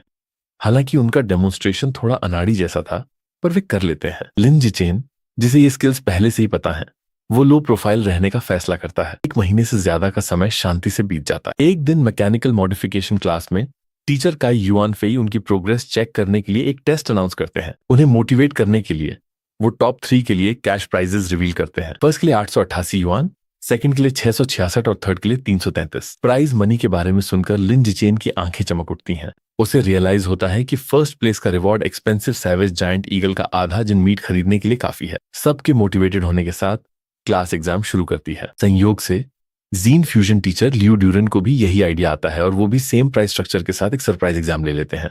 2 मुश्किल एग्जाम्स के बाद स्टूडेंट्स थककर चूर हो जाते हैं। हेयू अपने डेस्क पर गिर जाता है और कराहने लगता है। बाकी स्टूडेंट्स कंप्लेन करते हैं कि सवाल कितने मुश्किल थे। एक लड़की अफसोस जताती है कि वो 90 की उम्मीद कर रही थी, पर 60 का पासिंग ग्रेड मिल जाए तो वही काफी होगा। जहां बाकी सब कंप्लेन कर रहे हैं, वांग शुओजी और लू गांग कैजुअली शेखी बघारना शुरू कर देते हैं। लू गांग वांग शुओजी से पूछता है कि उसका एग्जाम कैसा गया। वांग शुओजी कॉन्फिडेंस के साथ जवाब देता है कि उसे 95 स्कोर करना चाहिए, क्योंकि उसे सिर्फ आखिरी सवाल के लास्ट पार्ट में दिक्कत हुई थी। लू गांग बेपरवाही से एग्री करता है और कहता है कि उसका भी हाल वही है और वो भी 95 एक्सपेक्ट कर रहा है। उनकी ये घमंड भरी बातें सुनकर हेयू उन्हें घूरता है और गुस्से में अपनी मुट्ठी भींच लेता है, वो सोच रहा है कि उसे उन्हें पंच मारने का कितना मन कर रहा है। टीचर मैकेनिकल ऑगमेंटेशन टेस्ट के रिजल्ट्स अनाउंस करते हैं। वो स्कोर्स पढ़ते हैं, रिवील करते हुए कि गुओ युनलिंग को 52 पॉइंट्स मिले, जबकि शेन किंगहान 61 के साथ पास हो गई। शेन किंगहान एक्साइटमेंट में लिन जिचेन को बताती है कि वो पास हो गई और वो उसकी मेहनत के लिए उसे बधाई देता है। टीचर जारी रखते हैं, अनाउंस करते हुए कि हेयू ने 88 पॉइंट्स का शानदार स्कोर किया है। उसके दोस्त उसकी तारीफ करते हैं और वो विनम्रता से जवाब देता है कि वो बस लकी था और अपने थर्ड प्लेस के 333 युआन के प्राइज से उन्हें ट्रीट देने का वादा करता है। अगला टीचर कंफर्म करते हैं कि लुगांग और वांग शुओजी दोनों ने अपनी प्रेडिक्शन के मुताबिक 95 स्कोर किया है और उन्हें परफेक्ट स्कोर से सिर्फ एक सवाल दूर रहने के लिए कॉम्प्लीमेंट देते हैं। वांग शुओजी कॉन्फिडेंस के साथ दावा करता है कि अगर 10 मिनट और मिलते तो वो आखिरी प्रॉब्लम सॉल्व कर सकता था और लुगांग एग्री करता है। उनकी डिंगे सुनकर हे यू फ्रस्ट्रेटेड है, लेकिन खुद को ये सोचकर दिलासा देता है कि थर्ड प्लेस तो उसका ही है। हालांकि फिर टीचर एक शॉकिंग रिजल्ट रिवील करते हैं। टेस्ट की मुश्किल के बावजूद एक स्टूडेंट ने परफेक्ट स्कोर हासिल किया है और वो है लिन जिचेन 100 पॉइंट्स के साथ। वांग शुओजी और लियू गैंग हैरान रह गए और चिल्लाने लगे कि ये रिजल्ट बिल्कुल बकवास है। बाकी की क्लास खुशी से झूम उठी और चीयर करने लगी। यहां तक कि हारा हुआ हेयू भी उनके साथ शामिल हो गया, क्योंकि उसे समझ आ गया था कि लिन जिचेन एक अलग ही लेवल पर। शेन किंगहान और चू रुई उसकी जीत को शंघाई की शान मानकर सेलिब्रेट करते हैं। तारीफों को इग्नोर करते हुए लिन जिचेन का पूरा फोकस सिर्फ प्राइज पर है। उसने हाथ उठाया और टीचर काई से पूछा कि फर्स्ट प्लेस के लिए मिलने वाला A88 UN प्राइज कब दिया जाएगा। टीचर ने उसे बाद में भेजने का प्रॉमिस किया, लेकिन मन ही मन उन्हें लिन जिचेन का पैसों के लिए इतना ज्यादा पागलपन थोड़ा अजीब लगा। 1 घंटे बाद जीन फ्यूजन एग्जाम के रिजल्ट्स अनाउंस किए गए। टीचर काई युआन फेई ने सबके स्कोर्स पढ़कर सुनाए। इस बार नान युआन की जोड़ी ने उतना अच्छा परफॉर्म नहीं किया। लुगांग को 81 और वांग शुओजी को 83 मिले। हालांकि ये अच्छे स्कोर थे, फिर भी वे साफ तौर पर निराश दिख रहे थे। दूसरी तरफ शेन किंगहान ने शानदार 78 स्कोर किया और टॉप 5 में जगह बना ली। फिर उसने चूरुई के साथ सेलिब्रेट किया। क्लासमेट्स को शॉक देते हुए लिन जिचेन ने एक बार फिर परफेक्ट स्कोर हासिल किया और आसानी से एक और प्राइज जीत लिया। इस दूसरी करारी जीत ने हेयू, वांग शुओजी और लुगांग के कॉन्फिडेंस को पूरी तरह तोड़ दिया और वे काफी डिमोरलाइज हो गए। अपनी हार को एक्सेप्ट न कर पाने की वजह से वांग शुओजी और लुगांग सवाल उठाने लगे कि इतने मुश्किल टेस्ट में किसी को फुल मार्क्स कैसे मिल सकते हैं। उन्होंने खुलेआम कहा कि लिन जिचेन को आंसर्स पहले से पता होंगे। टीचर साई युआन फेई ने तुरंत उनके इल्जामों को खारिज कर दिया और मजबूती से कहा कि ऐसा होना इम्पॉसिबल है। उन्होंने समझाया कि हर सवाल उन्होंने खुद डिजाइन किया है और इनके आंसर्स ऑनलाइन नहीं मिल सकते, इसलिए चीटिंग करना नामुमकिन है। वे दोनों निशब्द रह गए। क्लासमेट्स उनके साथ बिल्कुल भी दयालु नहीं थे। हे यू और चुरुई हंसने लगे और वांग शुओजी और लुगांग का मजाक उड़ाया कि वे हार बर्दाश्त नहीं कर पा रहे हैं। हे यू ने उन्हें नान युआन सिटी के लिए कलंक बताया और चुरुई ने कहा कि बदतमीज और बदसूरत लोग हमेशा सबसे ज्यादा प्रॉब्लम खड़ी करते हैं। लंच के बाद वाइल्डरनेस सर्वाइवल का प्रैक्टिकल एग्जाम शुरू हुआ। टीचर जू चैंगबई ने समझाया कि रिवॉर्ड सेम है और टॉप 3 को कैश प्राइज मिलेगा। एग्जाम के 3 हिस्से थे, क्लाइंबिंग, स्विमिंग और फ्रिक्शन से आग जलाना। एकेडमिक टेस्ट में हारने के बाद वांग शुओजी ने लुगांग से कहा कि उन्हें प्रैक्टिकल एग्जाम में खुद को साबित करना होगा। लुगांग मान गया और दोनों लिन जिचेन को घूरने लगे। उन्होंने कसम खाई कि वे उसे हराकर अपनी शर्मिंदगी मिटा देंगे। एग्जाम क्लाइंबिंग से शुरू हुआ, जहां स्पीड से विनर डिसाइड होना था। जैसा कि उम्मीद थी, लिन जिचेन की जबरदस्त फिजिकल एबिलिटीज ने उसे आसानी से सब पर हावी होने दिया। उसने कमाल की स्पीड से रॉक वॉल पर चढ़ाई की और नान युआन की जोड़ी को बहुत पीछे छोड़ते हुए फर्स्ट प्लेस हासिल किया। फ्री क्लाइंबिंग इवेंट का रिजल्ट भी बिल्कुल वैसा ही रहा। लिन जिचेन फिर से फर्स्ट आया, जबकि हारा हुआ वांग शुओजी कंप्लेंट करने लगा कि उसे उसकी परछाई तक नहीं दिखी। हालांकि लिन जिचेन बहुत अच्छा कर रहा था, लेकिन उसे असली चिंता शेन किंगहान की थी। जैसा कि उसे उम्मीद थी, उसे क्लाइंबिंग में काफी स्ट्रगल करना पड़ा और वो लास्ट आई। हालांकि वो ज्यादा फिक्रमंद नहीं था, क्योंकि उसे पता था कि उसका असली टैलेंट पानी में है और उसे यकीन था कि स्विमिंग सेगमेंट में वो अपना कॉन्फिडेंस वापस पा लेगी। अगला हिस्सा आग जलाने वाला सेगमेंट था। प्राइज मनी पर नजर रखते हुए लिन जिचेन जानता था कि उसे नान युआन की जोड़ी को हराना जारी रखना होगा। उसने पूरे फोकस और स्पीड के साथ टास्क शुरू किया और सिर्फ 58 सेकंड्स में आग जला दी। वांग शुओजी और लियू गैंग यकीन नहीं कर पा रहे थे और सोचने लगे कि वो हर चीज में इतना फास्ट कैसे हो सकता है। वे उसकी हाथों की स्पीड देखकर दंग रह गए। वाइल्डरनेस सर्वाइवल एग्जाम का आखिरी हिस्सा स्विमिंग था। इस बार शेन किंगहान के चमकने की बारी थी। पानी के साथ अपने नेचुरल कनेक्शन का इस्तेमाल करते हुए वो जबरदस्त स्पीड से तैरी और आसानी से नान युआन की जोड़ी को हराकर उनके बचे खुचे कॉन्फिडेंस को चकनाचूर कर दिया। वांग शुओजी को अपनी आंखों पर यकीन नहीं हो रहा था। उसे समझ नहीं आ रहा था कि शेन किंगहान में पानी के अंदर अचानक इतनी पावर कहां से आ गई। उसने मान लिया कि शायद उसे कोई भ्रम हो रहा है। एग्जाम के बाद हारे हुए वांग शुओजी और लुगांग काफी देर तक बिल्कुल खामोश रहे। हालांकि उनकी ये खामोशी सिर्फ लंच तक ही रही। दोपहर में मार्शल आर्ट्स का फाइनल एग्जाम शुरू हुआ। टीचर याओ युआनफेंग ने अनाउंस किया कि अब एक स्पैरिंग कंपटीशन के जरिए उनकी प्रोग्रेस चेक करने का समय है। टॉप 3 को प्राइज मिलने वाले थे, जिससे पूरी क्लास मोटिवेट हो गई। वांग शुओजी और लुगांग के लिए इसने फिर से एक उम्मीद जगा दी। डिटर्मिनेशन के साथ उन्होंने अपनी शान वापस पाने का फैसला किया। उन्होंने सोचा कि ये मार्शल आर्ट्स क्लास है, जहां फिजिकल फिटनेस और कॉम्बैट टेक्निक ही असल में मायने रखती है। उनका मानना था कि अगर लिन जिचेन मार्शल आर्ट्स में कमजोर है तो उसके बाकी स्कोर्स का कोई मतलब नहीं है। स्पैरिंग से पहले टीचर ने वार्म अप के तौर पर सबका फिजिकल टेस्ट लिया। इसमें 100 metre sprint, 1 hand barbell lift और वर्टिकल जंप को मापा गया। लिन जिचेन ने ज्यादा दिखावा न करने के लिए खुद को थोड़ा कंट्रोल किया, फिर भी उसने कमाल का परफॉर्मेंस दिया।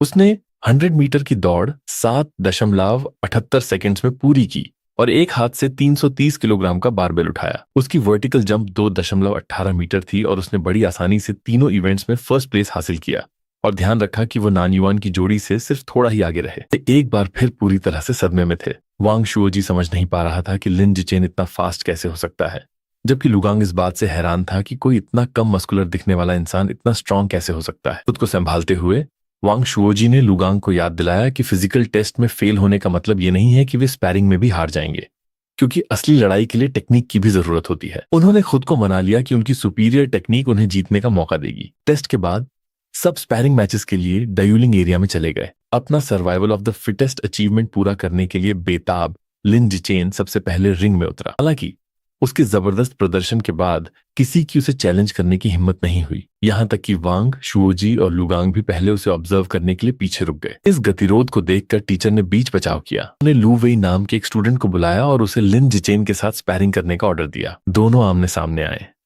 लेकिन मैच शुरू होने से पहले ही खत्म हो गया। टाइम बचाने के लिए लिन जिचेन ने एक ही जोरदार पंच के साथ इसे तुरंत खत्म कर दिया, जिससे लू वेई हवा में उड़ गया। इसके बाद उसने बाकी विरोधियों को भी तेजी से हराना शुरू किया और उसी ब्रूटल एफिशिएंसी के साथ क्लास के हर स्टूडेंट को पछाड़ दिया। देखकर वांग शुओजी और लुगांग पूरी तरह निराश हो गए। वांग शुओजी को डर के साथ एहसास हुआ कि लिन जिचेन उनकी इमेजिनेशन से कहीं ज्यादा स्ट्रांग है और शायद फिजिकल टेस्ट के दौरान उसने अपनी पूरी ताकत का इस्तेमाल भी नहीं किया था। वो सोचने लगा कि ऐसे मॉन्स्टर के साथ कोई कैसे मुकाबला कर सकता है। जैसे ही उनकी हिम्मत टूटी, हेयू अचानक रिंग में कूद गया और लुगांग का नाम चिल्लाने लगा। उसने लुगांग की तरफ इशारा किया और कहा कि वो पूरी तरह वार्म अप हो चुका है और अपने पीक पर है और उसे लड़ाई के लिए चैलेंज किया। अपनी फ्रस्ट्रेशन निकालने के लिए बेताब लुगांग तुरंत तैयार हो गया। उसने सोचा कि भले ही वो लिन जिचेन के खिलाफ कॉन्फिडेंट न हो, लेकिन वो हेयू को तो पक्का हरा सकता है और उसे 30 सेकेंड्स में ढेर करने की कसम खाई। एक जोरदार आवाज के साथ हेयू आगे बढ़ा और दोनों के बीच तेज हमला शुरू हो गया। हालांकि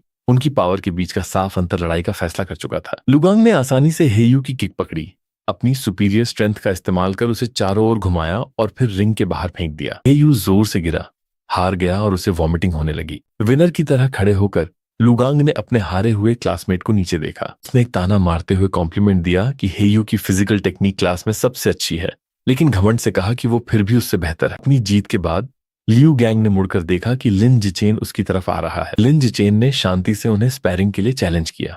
मन ही मन उसने इसे अपने अचीवमेंट क्वेस्ट में प्रोग्रेस करने के एक परफेक्ट चांस के रूप में देखा। अपनी जीत के बाद कॉन्फिडेंस से भरे लियू गैंग ने मुस्कुराते हुए चैलेंज एक्सेप्ट किया और कहा कि वो डरता नहीं है। लुगांग ने तुरंत एक पावरफुल पंच के साथ हमला किया, हालांकि उनकी एबिलिटीज के बीच का अंतर साफ दिख रहा था। लिन जिचेन बिजली की स्पीड से हटा और बड़ी आसानी से हमले को चकमा दे दिया। इससे पहले कि लुगांग को पता चलता कि क्या हुआ, लिन जिचेन ने एक तेज किक के साथ काउंटर किया। वो जोरदार वार सीधे लुगांग की पीठ पर लगा और वो एक ही झटके में हारकर रिंग के बाहर जा गिरा। नानयुआन की जोड़ी के दोनों मेंबर्स के बुरी तरह हारने के बाद दूसरे स्टूडेंट्स ने आखिरी बचे हुए लड़के को चिढ़ाना शुरू कर दिया। वे वांग शुओजी पर चिल्लाए और पूछा कि क्या वो अपने गिरे हुए दोस्त का बदला लेगा, और कहा कि अब नानयुआन की इज्जत उसके कंधों पर है। उन्होंने उसका मजाक उड़ाते हुए कहा कि वो डरपोक न बने। चिढ़कर वांग शुओजी ने भीड़ को चुप होने के लिए कहा और दावा किया कि वो पहले से ही लड़ने का प्लान बना रहा था। लिन जिचेन का सामना करने के लिए रिंग में दौड़ा। अपने जबरदस्त पावरफुल अपोनेंट के सामने खड़े होकर उसने अपना मन पक्का किया और खुद से कहा कि जो होना है सो होगा, लेकिन उसे हराने का रास्ता ढूंढना ही होगा। जीतने की ठान कर वांग शुओजी चिल्लाया कि वो अपनी पूरी ताकत लगा देगा और गुस्से में लिन जिचेन पर हमला कर दिया। हालांकि उसकी कोशिश बेकार गई। लिन जिचेन ने बड़ी आसानी से एक हाथ से उसका पंच रोका और एक ही जोरदार वार के साथ काउंटर किया, जिससे वांग शुओजी उल्टा होकर हवा में उड़ गया। वो जिम के फ्लोर पर जोर से गिरा, बेहोश हो गया और उसके मुंह से झाग निकलने लगा। वो भी बाकी लोगों की तरह आसानी से हार गया। नानयुआन की जोड़ी को ठिकाने लगाने के बाद लिन जिचेन ने उसी आसानी से क्लास के बाकी लड़कों को एक एक करके हराना शुरू किया। सभी मेल स्टूडेंट्स को हराने के बाद उसने अपना सिस्टम चेक किया। उसने नोट किया कि अचीवमेंट रूल्स के हिसाब से एक ही इंसान को बार बार हराने पर वो सिर्फ एक ही बार काउंट होता है। इसका मतलब था कि क्लास में अब सिर्फ लड़कियां ही उसकी अपोनेंट्स बची थीं। वो सोचने लगा कि क्या उनमें से कोई उसके साथ लड़ने के लिए तैयार भी होगी। उसके सरप्राइज के लिए लड़कियां लड़ने के लिए काफी ज्यादा तैयार थीं। फीमेल क्लासमेट्स की भीड़ जमा हो गई। वे शर्मा रही थीं और दिल के इशारे बना रही थीं। वे सब उसके साथ लड़ने का मौका चाहती थीं। सबसे पहले चुयुतोंग आगे आई। उसने एक्साइटमेंट में अपना हाथ उठाया और उसे चैलेंज किया। वो रिंग में कूदी और काफी तेज स्पीड और फुर्ती के साथ हमला किया। हालांकि लिन जिचेन अब भी एक अलग ही लेवल पर था। उसने बड़ी आसानी से उसके हमले को डॉज किया, जिससे वो उसकी कमाल की स्पीड की तारीफ करने लगी। ग्रेस के साथ नीचे उतरी। उसे इस बात की निराशा थी कि वो इतने पास आकर भी उसे पकड़ नहीं पाई। अचानक चू युतोंग की हार के बाद दूसरी लड़कियों ने भी एक एक करके उसे चैलेंज करना शुरू कर दिया। बेशक लड़कियों के साथ लड़ते वक्त लिन जिचेन ने अपनी ताकत को काफी कंट्रोल किया। उसका मेन गोल उन्हें चोट पहुंचाना नहीं था, बल्कि ऑफिशियल मैचेस को जितना हो सके उतनी जल्दी जीतना था। जल्दी ही लिन जिचेन ने अपनी क्लास की सभी लड़कियों के साथ स्पैरिंग खत्म कर ली। हालांकि उसने हर स्टूडेंट को हरा दिया था, फिर भी वो अपना अचीवमेंट टास्क पूरा करने से काफी दूर था। वो थोड़ा निराश था, लेकिन उसका मूड जल्दी ही बदल गया जब टीचर याओ युआनफेंग ने अचानक कुछ अच्छी खबर सुनाई। टीचर ने क्लास की तारीफ की और उनसे कहा कि एलीट स्टूडेंट्स होने के नाते उन्हें अपने से ऊपर वालों को चैलेंज करना सीखना होगा। फिर उन्होंने अनाउंस किया कि एक महीने में उनकी क्लास सेकेंड ईयर की सबसे स्ट्रांग रेगुलर क्लास को चैलेंज करेगी और उन्हें इसके लिए तैयार रहना होगा। लिन जिचेन, जो विरोधियों की कमी की वजह से फ्रस्ट्रेटेड महसूस कर रहा था, अब काफी खुश था। एक नया मैच खुद चलकर उसके पास आया था, जो किसी वरदान से कम नहीं था। क्लास खत्म होने के बाद थोड़े सुधरे हुए लुगांग ने लिन जिचेन के पास जाकर बात की। एडमिट किया कि उसने स्कूल को